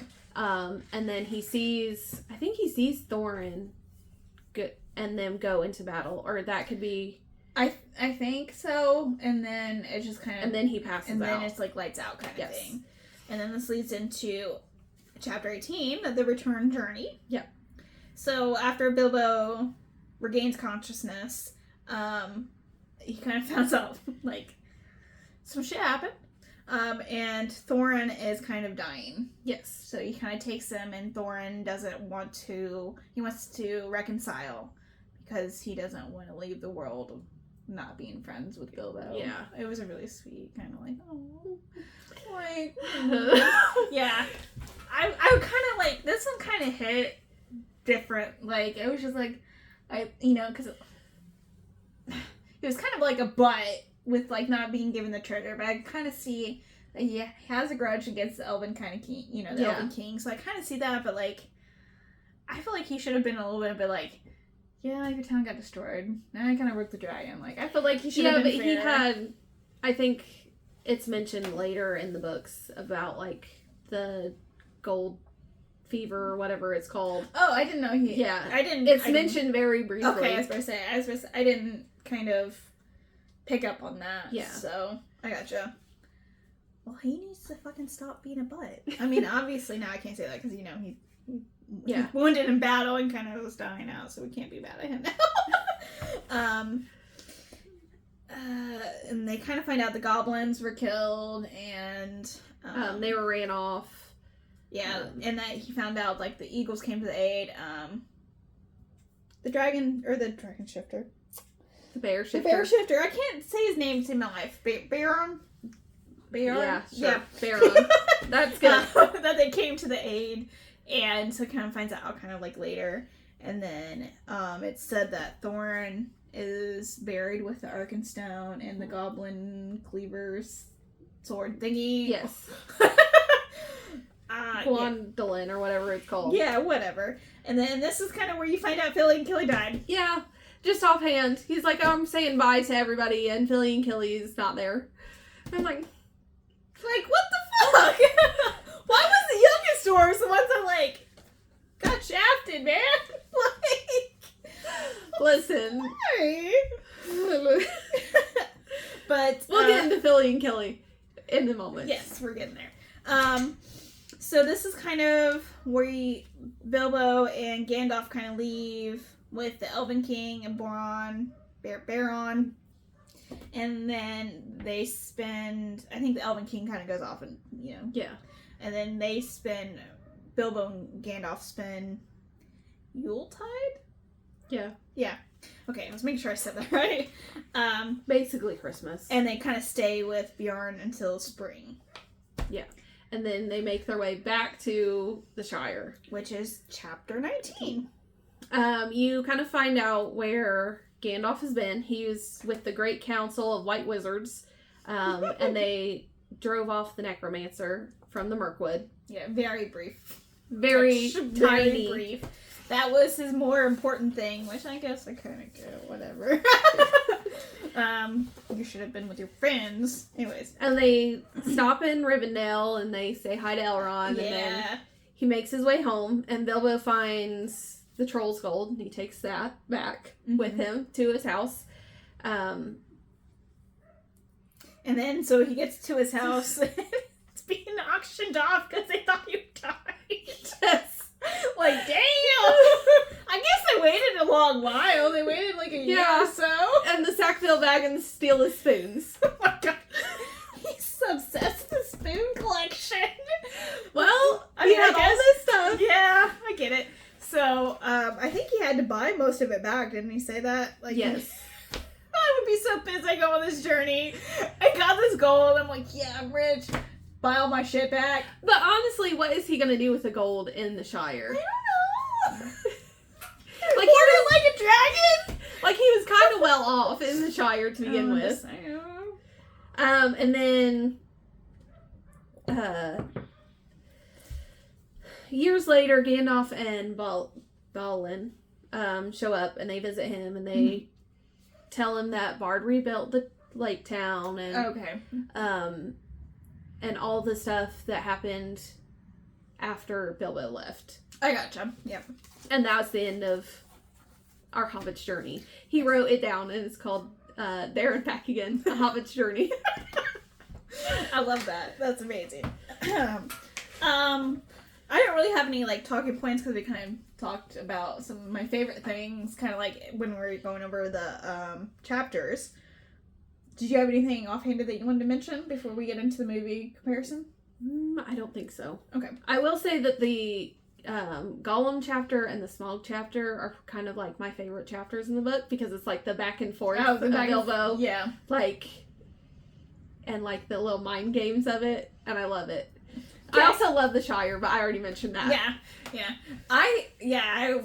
The riddles, I would have been dead. I'm not even gonna lie to you. I'm like, I was like thinking, I'm like, okay, I got this. Nope.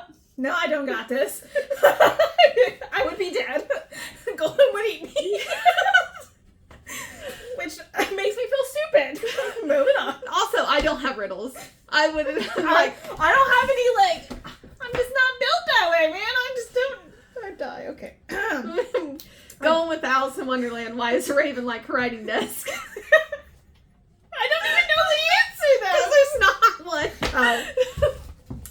Moving on. Okay. So we watched all 3 movies. Yes. We did that Saturday. Yes, we did it a couple days ago. So obviously, you want to talk about like the main differences and go back through, or just kind of just throw some stuff out there? Yeah. Do you want to say what we did Saturday? Okay. Before we get into the movies? Well, we ate like hobbits. We had all the hobbit meals. Of course, we didn't have like the big spread because we couldn't eat that much. But No. we had breakfast. Second breakfast. 11sies. Lunch. Afternoon tea. Dinner and supper. We had 7 meals, guys. 7 meals. This whole time, there was like an hour and a half between each. Just about. We tried to plan it to like the end of the movie when we'd finish the movie. That would be the end of our supper. So, I mean, it was kind of not like throughout the entire day, like how it would. But we tried. Okay, we did small plates, and it was too much food. Oh my god! There towards the end, I was just like, and I was miserable at the end. Because of course I made stew for dinner. Yes. Because, that's a very Hobbit thing, and I was just like a couple bites in, I'm like, I don't know. Like, I don't want this. I don't want this at the end. Yes, it was a lot of food. We started at 8 o'clock in the morning. I walked over to her house. Yeah, we live really close to each other. So I started my Hobbit journey with a walk. Yes. Because I knew we were going to be sitting. I tried to pick her up, Too guys. much. She just didn't want to have it. But there towards the end, because I walked her to the, to the end of the road. And I was like, okay, I probably needed this. Yes. Because there towards the end, I mean, we ate a lot of food. Yes. I spent so much home with Rachel. I was like, I can't do this. So at 8 o'clock, we started the first Hobbit, An Unexpected Journey. I can pull them out.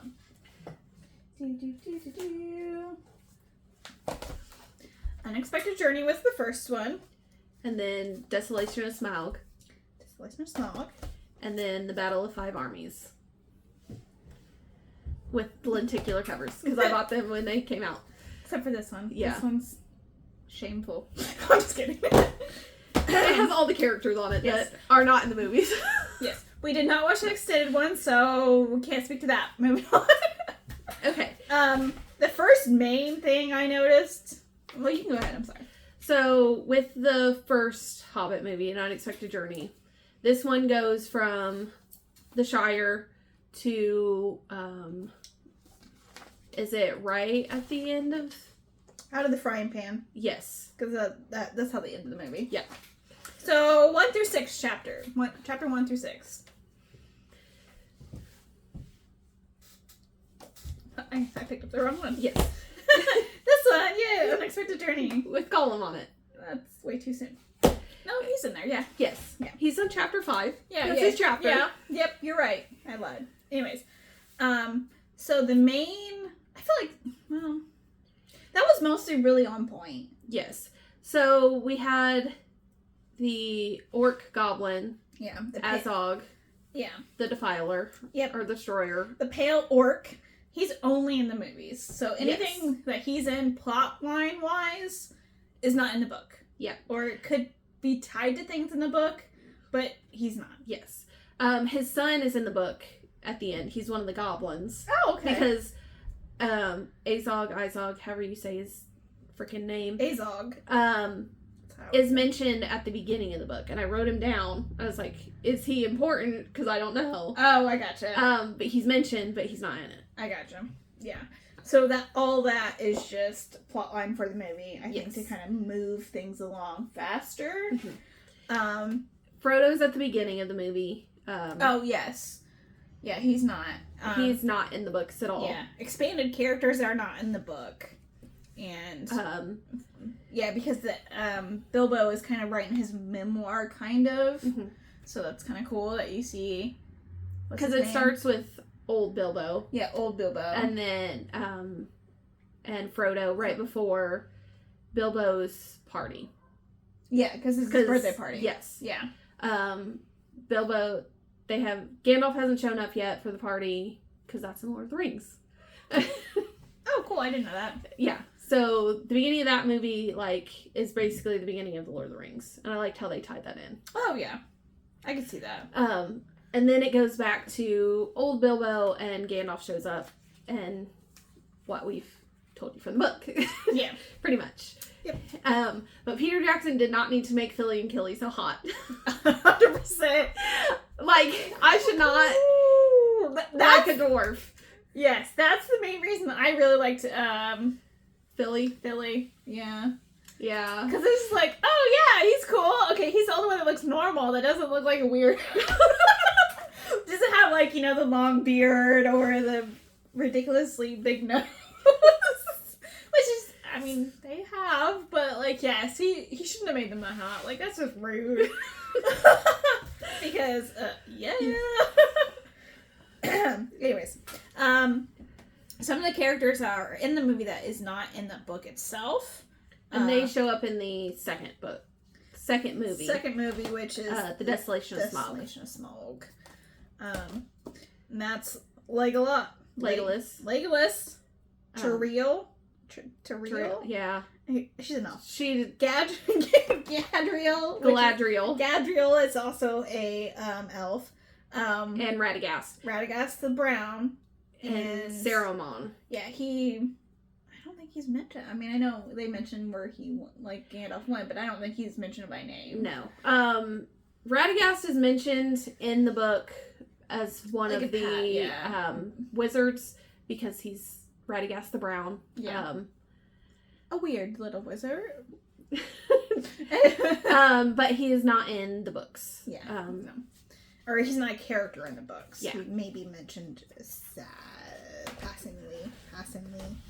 Even though I like Radagast. Oh yeah, I think it tied it together pretty well. I don't think Legolas needed to be in the movie. No. I don't think the Lady Elf needed to be in the movie. Galadriel's fine. Because she's kind of important about the necromancer, but we don't know that from the Hobbit book. Yeah. We don't get, because the necromancer is bringing the ring wraiths, or the Nazgul, the 7 human kings that got the rings. Mm-hmm. In Lord of the Rings, I think that's right. It's either 7 or 9. Yeah, that was in the movie, but I had no idea. So, yeah. But that's in Lord of the Rings. Galadriel's also in Lord of the Rings. Right. Yeah, there's a lot of tie-ins, which I think is what they were really trying to do. Yes. Because they made the Hobbit after the Lord of the Rings, yeah. Correct? Yeah. So Bard was in the movie more than he was in the book. Bard is who helped them get into Lake Town in the movie. And then he was in the books, but he wasn't a main character because Bilbo wasn't hanging out with him. Yeah. So the Mirkwood took so short time compared to the book. Mm-hmm. They were I felt like they were in there for 2 days and they were captured by the elves, and that was it. Yeah. And they didn't show the Enchanted River, or if they did, I didn't even see it. Yeah, they didn't. They just showed them being lost, and then they showed a little bit of the spiders, and then they got captured by the elves. Yes. Legolas was the elf that captured them, and the lady elf. Yeah. I'm not pronouncing her name. I'm done butchering names today, so yes. Another thing. And then they had that love triangle between Philly, the girl elf, and Legolas, which wasn't needed.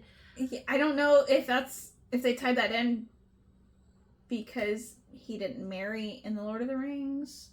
I don't know. That just leaves a lot to interpretation on that one. I will say they allude to Gimli. He's shown as a little tiny dwarf, which I love Gimli. In Lord of the Rings. his father is actually one of the dwarves. I don't remember which one he is. Failure. Yeah. No, it's fine. I don't know, so I'm gonna defer that to you. But you don't. Okay. Obviously there's a lot, especially with the Pale Orc. A lot of the tie-in stuff with him. It's just obviously since he's not in the book, a lot of that's just. Well, some of it is different. Lore in Middle Earth, like but the battle for the Mines of Moria. Okay. So since I don't know a lot of the lore, that's where I didn't get a lot of the tie-in from him. Yeah. Okay. And he's fair enough. Actually in the world, but he's not in the Hobbit. I gotcha. Okay. No, you're fine. It's just how it ends. No, you're. In the movie, Thorin is like hard on for the Arkenstone. Like he's like as soon as he's able to get in, sends Bilbo down. He's like, get the Arkenstone. It's a white gem. Get it. And then of course that's when like in the movie Bilbo's like trying to sneak because he's wearing the ring, sneak around in this pile of gold, and every time he moves, like it's like sand. It like trickles down and he wakes up the dragon. Yeah, he wakes up the dragon, which is voiced by Benedict Cumberbatch, and I will say that he makes a good dragon. Oh yeah, yes, he's amazing. I love everything he's in.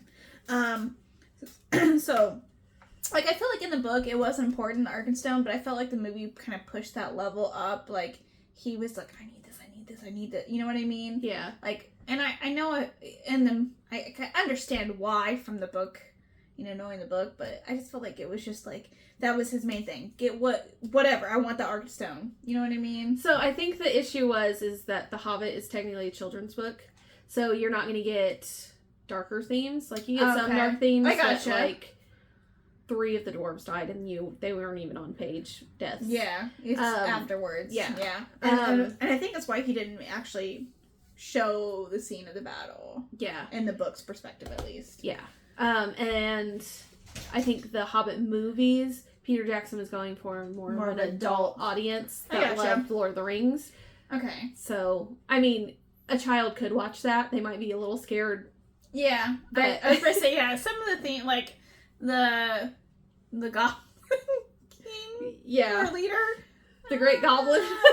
That was kind of creep. I mean, the spiders were, I feel like a little creepier, but I feel like the goblins were really kind of creepy in the movie, or just like how they were portrayed in the movie and whatnot. Let's see here. What else was different? I don't think I have anything. Oh, I mean, I know there's a lot of stuff. Anything? The characters, the orcs were not in there. They were classified as goblins. Yeah, they looked super similar. I couldn't even tell them apart.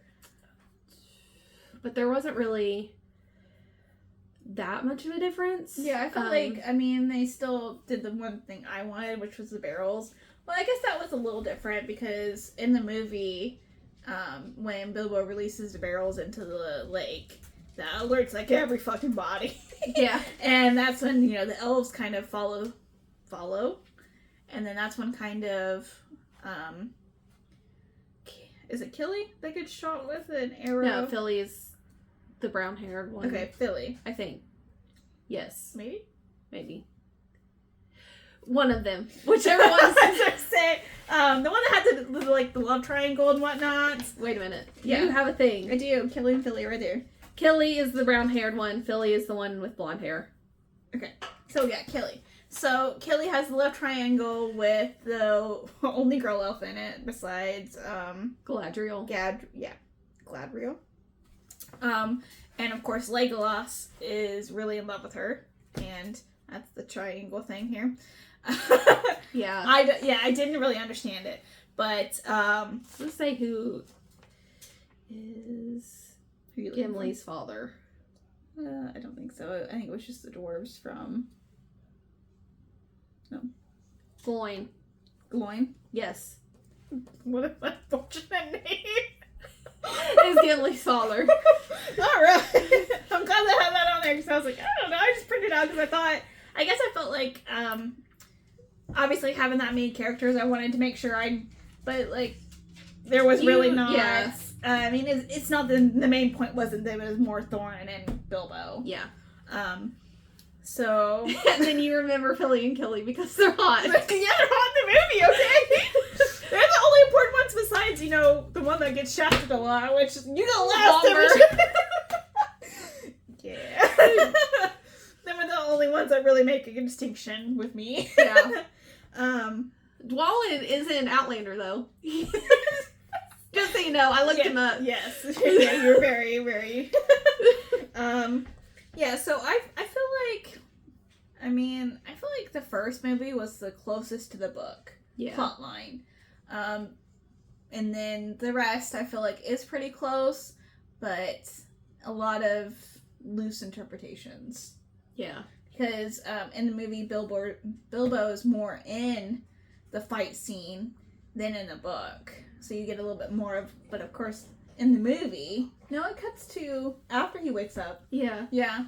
So you see a little bit more of, like, the fighting, at least in the movie's perspective, until Bilbo gets knocked out. And then he finds Thorin and, Thorin's like, I want to still be friends.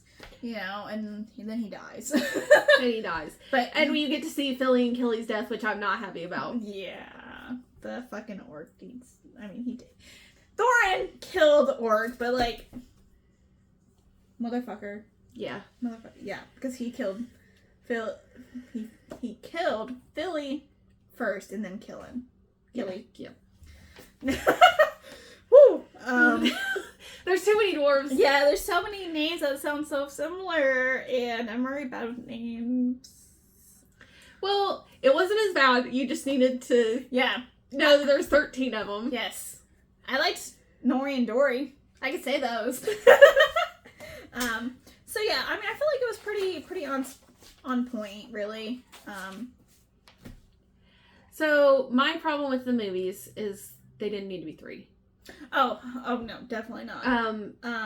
If anything, it could have been 2 movies. It could have been 2, like part 1, part 2. Yeah. But it definitely didn't need to be 3. No. It was too, with this storyline, they expanded it, obviously. They expanded to fill it, yeah. But with how long the book is, it could have easily been 1 movie. Oh, 100%. It might have been a rushed movie, but also these are 3 hours long if you watch the extended editions. Yes, guys, 3 hours long. I guess I do I forgot, Thorin in the movie is a little bit more of a dick. Yeah. Just because you see a little bit more of, the dragon sickness or where he's fucking going crazy. And so, when Bard comes and he's like, hey, we just want money to rebuild our house, our home, because it got destroyed because of the fucking dragon.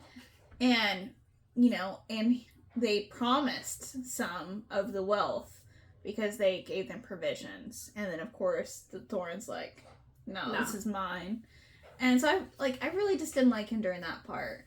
And then, there towards the end, he's like, it's not all about the gold. Yeah.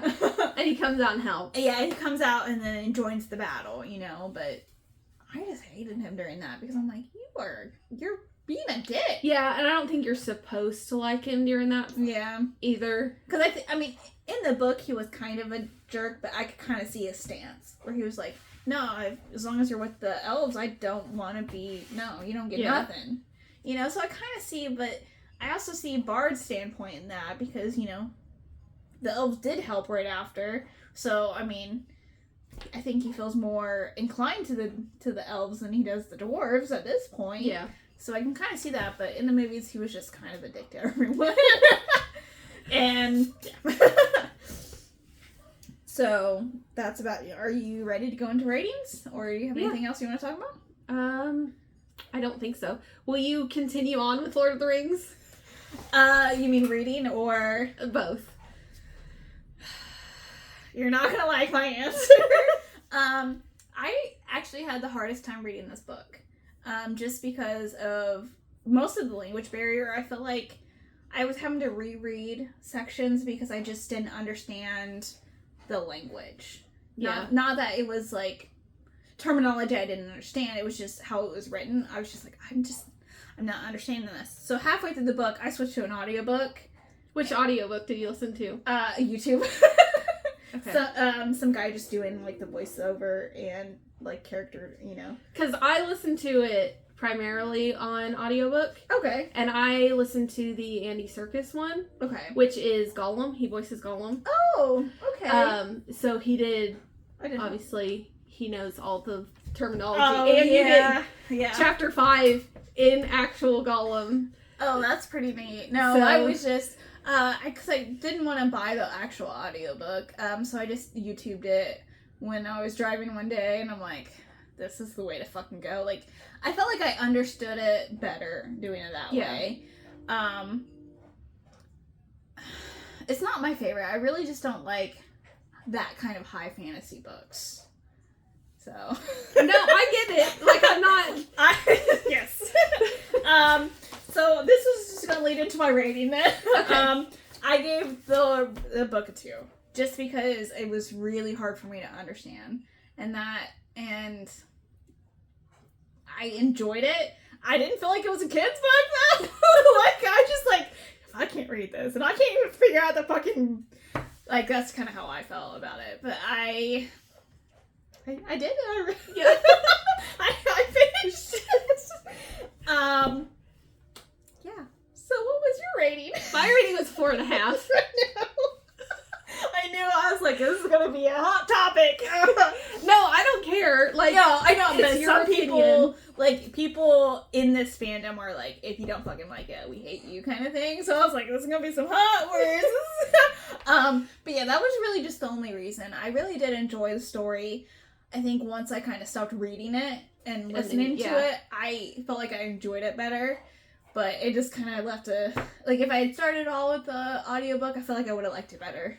And I mean, I didn't know I would need it, you know what I mean? Yeah. Because it's not I don't really do that a lot with books, because I prefer to read instead of, like, listening to it.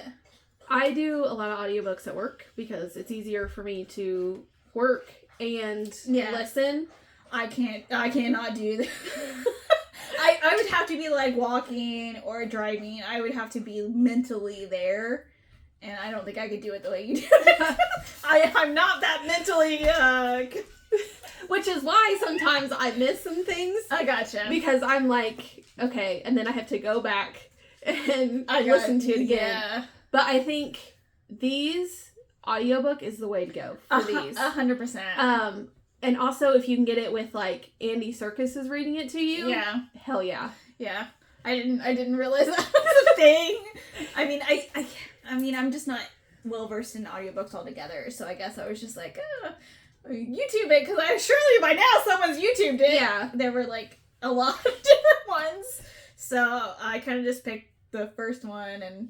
Yeah. And you can get your audiobooks on Libby as well. Okay. So that's where I got mine. I gotcha. So you don't have to pay for an audiobook every single time. That's why I was like, Yeah. I didn't know if it was kind of like checking it out. Is it the same? Yeah. Like with the audiobook? Okay. I've just not done it. So since our second rating is magic, I'm giving that 1.5 because there's like 5 fucking wizards. I mean, I just didn't see a lot of the magic. So The Hobbit, as far as fantasy, it's getting a 5. As far as magic, because this is where a shit ton of fantasy comes from. Yeah. Like, Okay. all of it derives, a lot of it derives from The Hobbit. Not The Hobbit, Lord of the Rings in general, Tolkien. Yeah, but didn't he write The Hobbit first? Yes. Okay. But you also have magical creatures in here. So, like, dwarves, hobbits. Yeah, I guess I think more when you do magic, like... You're thinking actual magic yes, and not the skin changer, not like the elf ring, like, you know what I mean? Like, that's kind of where I got my rating from. Sorry. It's not mad. I'm listening to you. That's the politest thing I've ever heard. I'm listening to you, but your opinion's shit. No, that is not what I said. What you're thinking, guys? I'm just kidding. Yeah. The movies now. overall rating for the movies, I'd give it a 3.5. Because I really did enjoy it. I liked it better than the book, but I liked comparing the differences. So yeah. And killing Billy were hot. Yeah. As far as the movies go, yeah, 3.5. They're always going to be second rate to the Lord of the Rings for me. Lord of the Rings are always going to be the trilogy that I go to first. Okay. When I want to be in Middle Earth, I'm always going to go back to Frodo, Gandalf, I gotcha. Sam.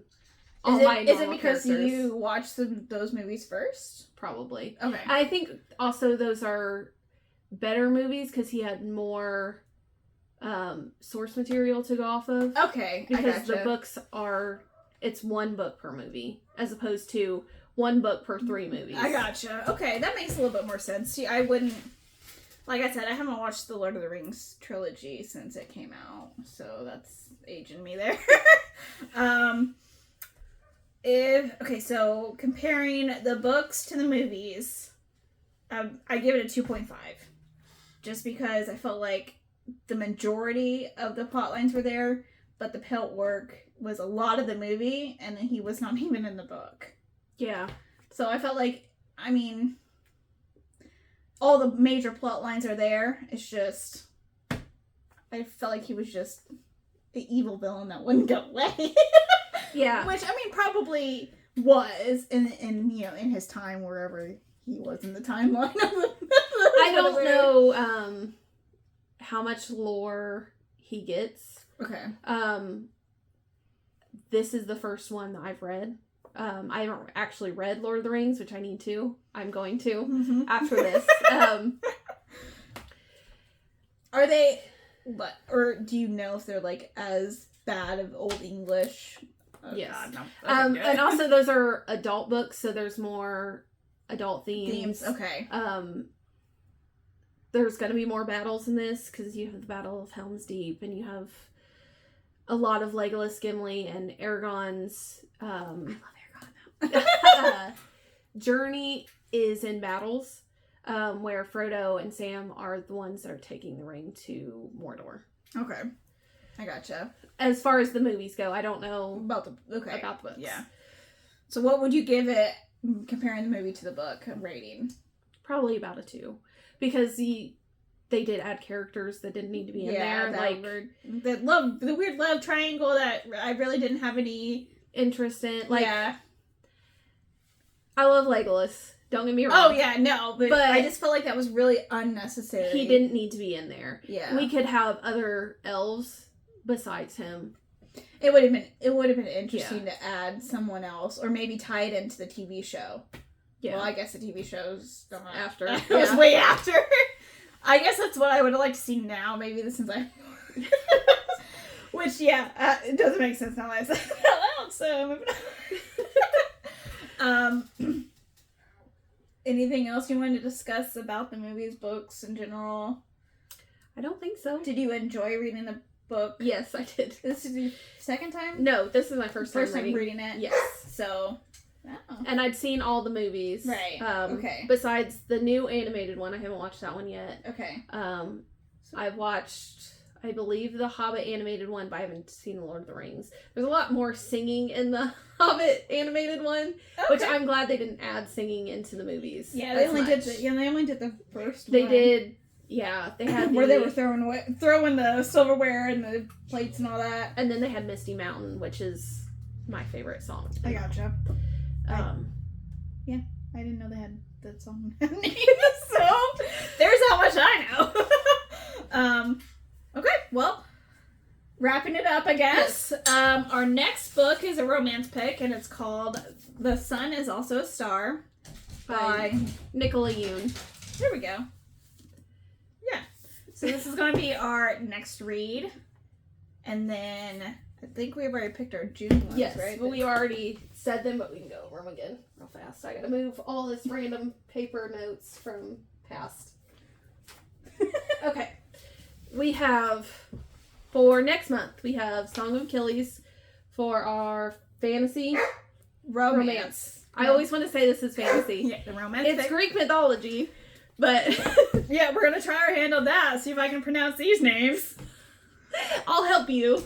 Yeah, my husband was like, you can't even pronounce the Hobbit ones. You're going to this one. I'm like, shut the fuck up. Like, I don't need what you're doing. What's gonna make it worse is I'm probably gonna butcher names, and I'm married to a man that is Greek. Ooh, you have it worse than I do. Okay, moving on. Okay, our next sci-fi pick, which is Gideon the Ninth. I talked to the lady at the bookstore when I bought this because she said it was really good. Uh-huh. And I asked her if it was more fantasy or sci-fi. And she says it's, there's fantasy elements in it because she's a necromancer in a sci-fi setting. Okay. So. Definitely your sci-fi pick. This is a little mixed, but it's okay. Mostly sci-fi, though. Our horror pick is Manhunt. I know I have to take it off. That's the first thing to do, Rachel. Anyway, sorry. Horror is Manhunt. And then our last one, which is our fantasy pick, yes, is God Killer. Yes. So, hope you join us for the next one, and I hope you enjoyed The Hobbit. It ran a little long, which we knew we were going to. It's a lot to cover, okay? I mean, the fantasy ones are going to run a little long, and this had a lot of stuff. Oh, yeah, and it had a lot of lore that I obviously didn't know because it wasn't in the book, and I don't know the lore in general. I am just a nerd, so I pick things up. And hey, that's okay. That's all right. And Instagram likes to show me videos about Lord of the Rings. So I'm like, okay. I can't imagine why.